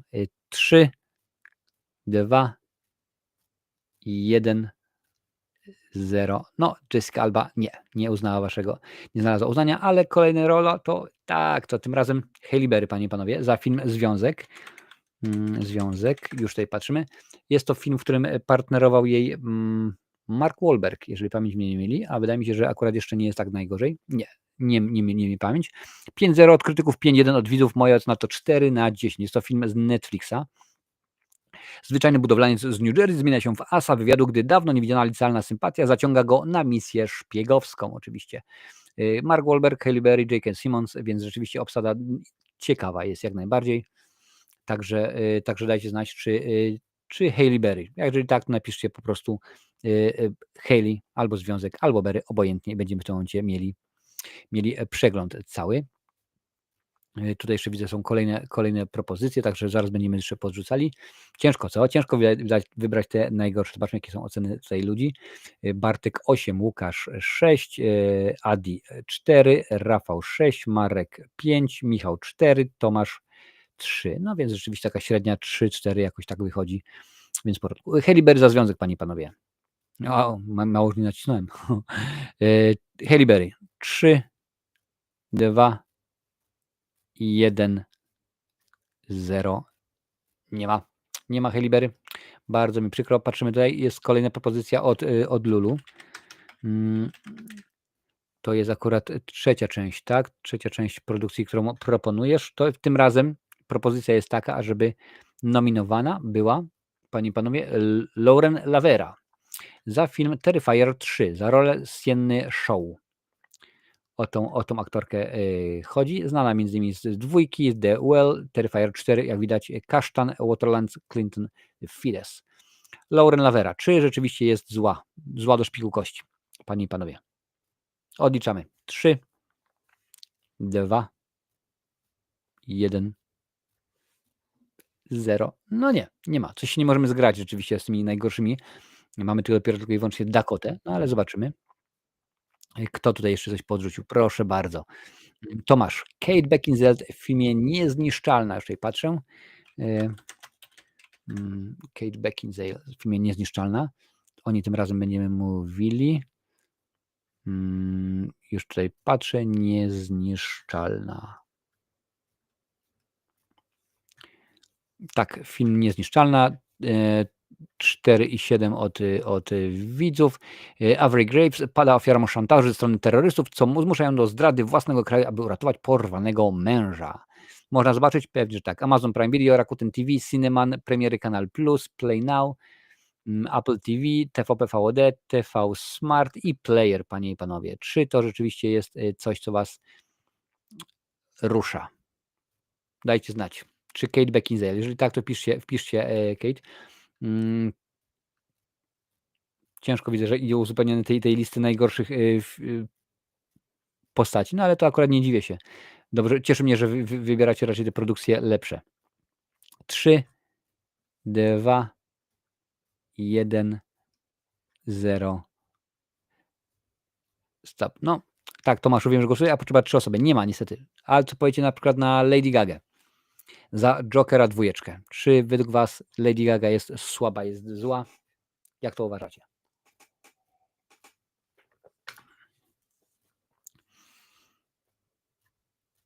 Popatrzmy na Lady Gaga. Wkład miała duży do tego filmu, bo oprócz tego oczywiście, że tylko, że śpiewała i robiła piosenki, to jeszcze grała aktorsko. Narodziny Gwiazdy, Dom Gucci, American Horror Story Hotel, Maczeta zabija, Faceci w Czerni 3, Sin City, Mulka Warta Grzechu, Joker, Folie do. Czy jakoś tak to rzeczywiście się czyta. A Joker dostępny jest? Tak, dostępny jest na VOD, już mówiłem wcześniej. Na Maxie, Playerze, tutaj jest na Premier Kanal Plus, Play Now, Apple TV, TV Smart, Prime Video, Amazon i Rakuten TV. Gaga słaba, proszę bardzo, Tomasz podbija. Dobrze, potrzebujemy jeszcze 2 osoby, które stwierdzą, że Gaga była słaba, panie i panowie. I wtedy będziemy mieli już będziemy mieli odhaczoną kolejną słabą aktorkę. A jeżeli nie, to po prostu ja możliwe, że coś tam dorzucę od siebie, bo by się można było do kilku aktorek, panie i panowie, przyczepić. Gaga, wpiszcie Gaga, albo z Gaga. No niech będzie. 3, 2, 1, 0. Nie ma. Dobra, więc powiem tak, bardzo ciężko idzie akurat dzisiaj odliczanie najgorszej aktorki, więc ja tutaj coś pewnie później wybiorę. Pewnie, że tak. No bo co tu dużo mówić, trzeba będzie coś wybrać. I teraz, panie i panowie, kategoria ostatnia, czyli najgorszy aktor 2024. I jak to jest u was z aktorami? Dajcie znać, co uważacie. Co uważacie? Ja tutaj zrobię listę. Będziemy wiedzieli co i jak. Którego aktora byście wrzucili na listę?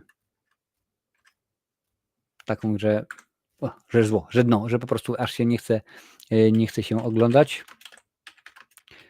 bo akurat to jest słabizna. I jeszcze 5 elegancko. Dawajcie znać, kogo uważacie za złego. Bo jeżeli nie, to tak naprawdę, bo tutaj widzę, że zarówno Kruk i Joker 2 to były moje propozycje w najgorszych filmach, aktorki też.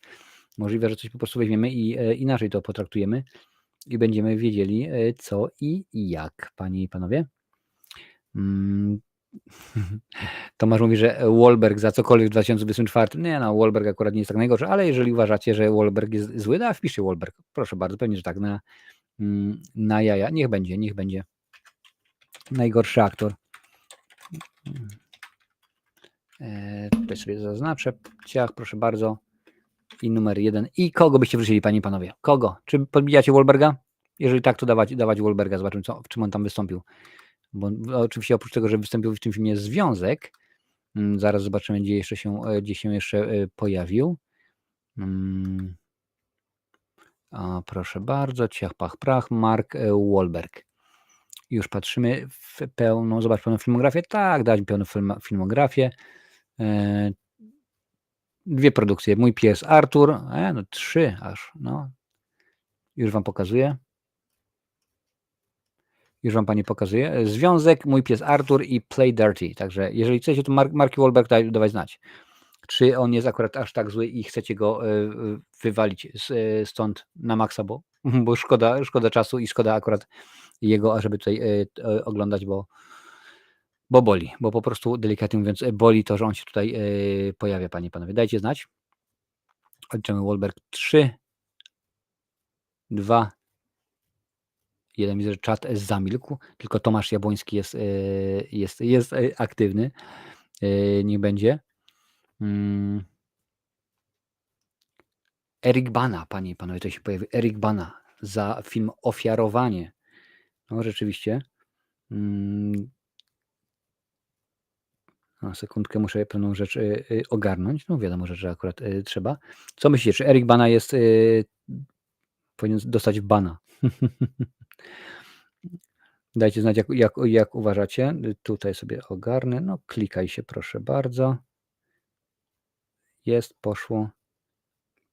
Dziękuję bardzo. OK. No widzę, że chyba niekoniecznie chcecie. Jeżeli nie będzie, to ja nie będę tego na siłę ciągnął. Po prostu zrobimy w ten sposób, że dziś albo coś tam dopiszę i wy wybierzecie i tak chyba też zrobimy. Tutaj widzę, że ciężko będzie, więc panie i panowie, teraz wybieramy najgorszego aktora, ale widzę, że nie ma propozycji, więc nie będziemy się wygłupiali. Więc mamy fajne nominacje do najlepszego filmu, do najlepszego serialu, najlepszej aktorki, najlepszego aktora.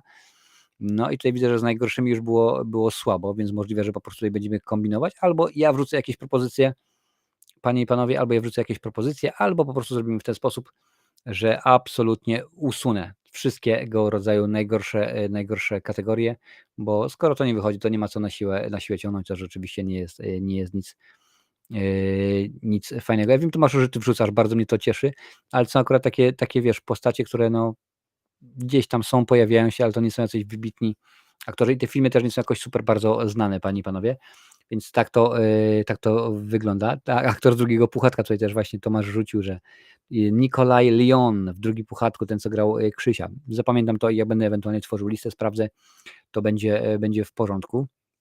No tutaj Ryan Reynolds, ale za co Ryana Reynoldsa, co? Musiałbyś dać znać, za co Ryana Reynoldsa. Słuchajcie, panie i panowie, przyszły tydzień nabity jest jak kabanos.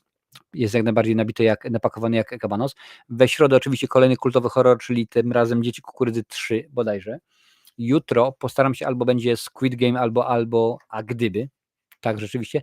Tak to zrobię rzeczywiście. Wybiorę sam z tych złych i zaproponuję wam i mam nadzieję uwzględnię oczywiście to, co tutaj podawaliście i to będzie, to wrzucę. Więc tak to będzie zrobione. We środę oczywiście kultowe horrory. Jutro będzie albo Squid Game, albo A Gdyby. Co będzie w piątek, panie i panowie? Są 2 propozycje, właściwie nawet 3. Wolfman, albo będzie horror Wolfman, jeżeli oczywiście uda mi się obejrzeć, albo Flow, wspomniane oczywiście dzisiaj, albo będzie Better Man, czyli biografia Robiego Williamsa, tak? Tak, rzeczywiście to są propozycje. No oczywiście widzimy się w niedzielę, znowuż widzimy się o 20 na żywo. Będziemy gadali o tym, co się fajnego dzieje, ale akurat raczej w tym momencie będziemy Q&A robili, więc będzie ciekawie. A z mojej strony to już wszystko. Panie i panowie, dziękuję bardzo, że byliście ze mną. 2 godziny. Fajny, akurat długi odcinek, także akurat jest co oglądać. A my się widzimy na żywo. Oczywiście, że tak, za tydzień. Cześć.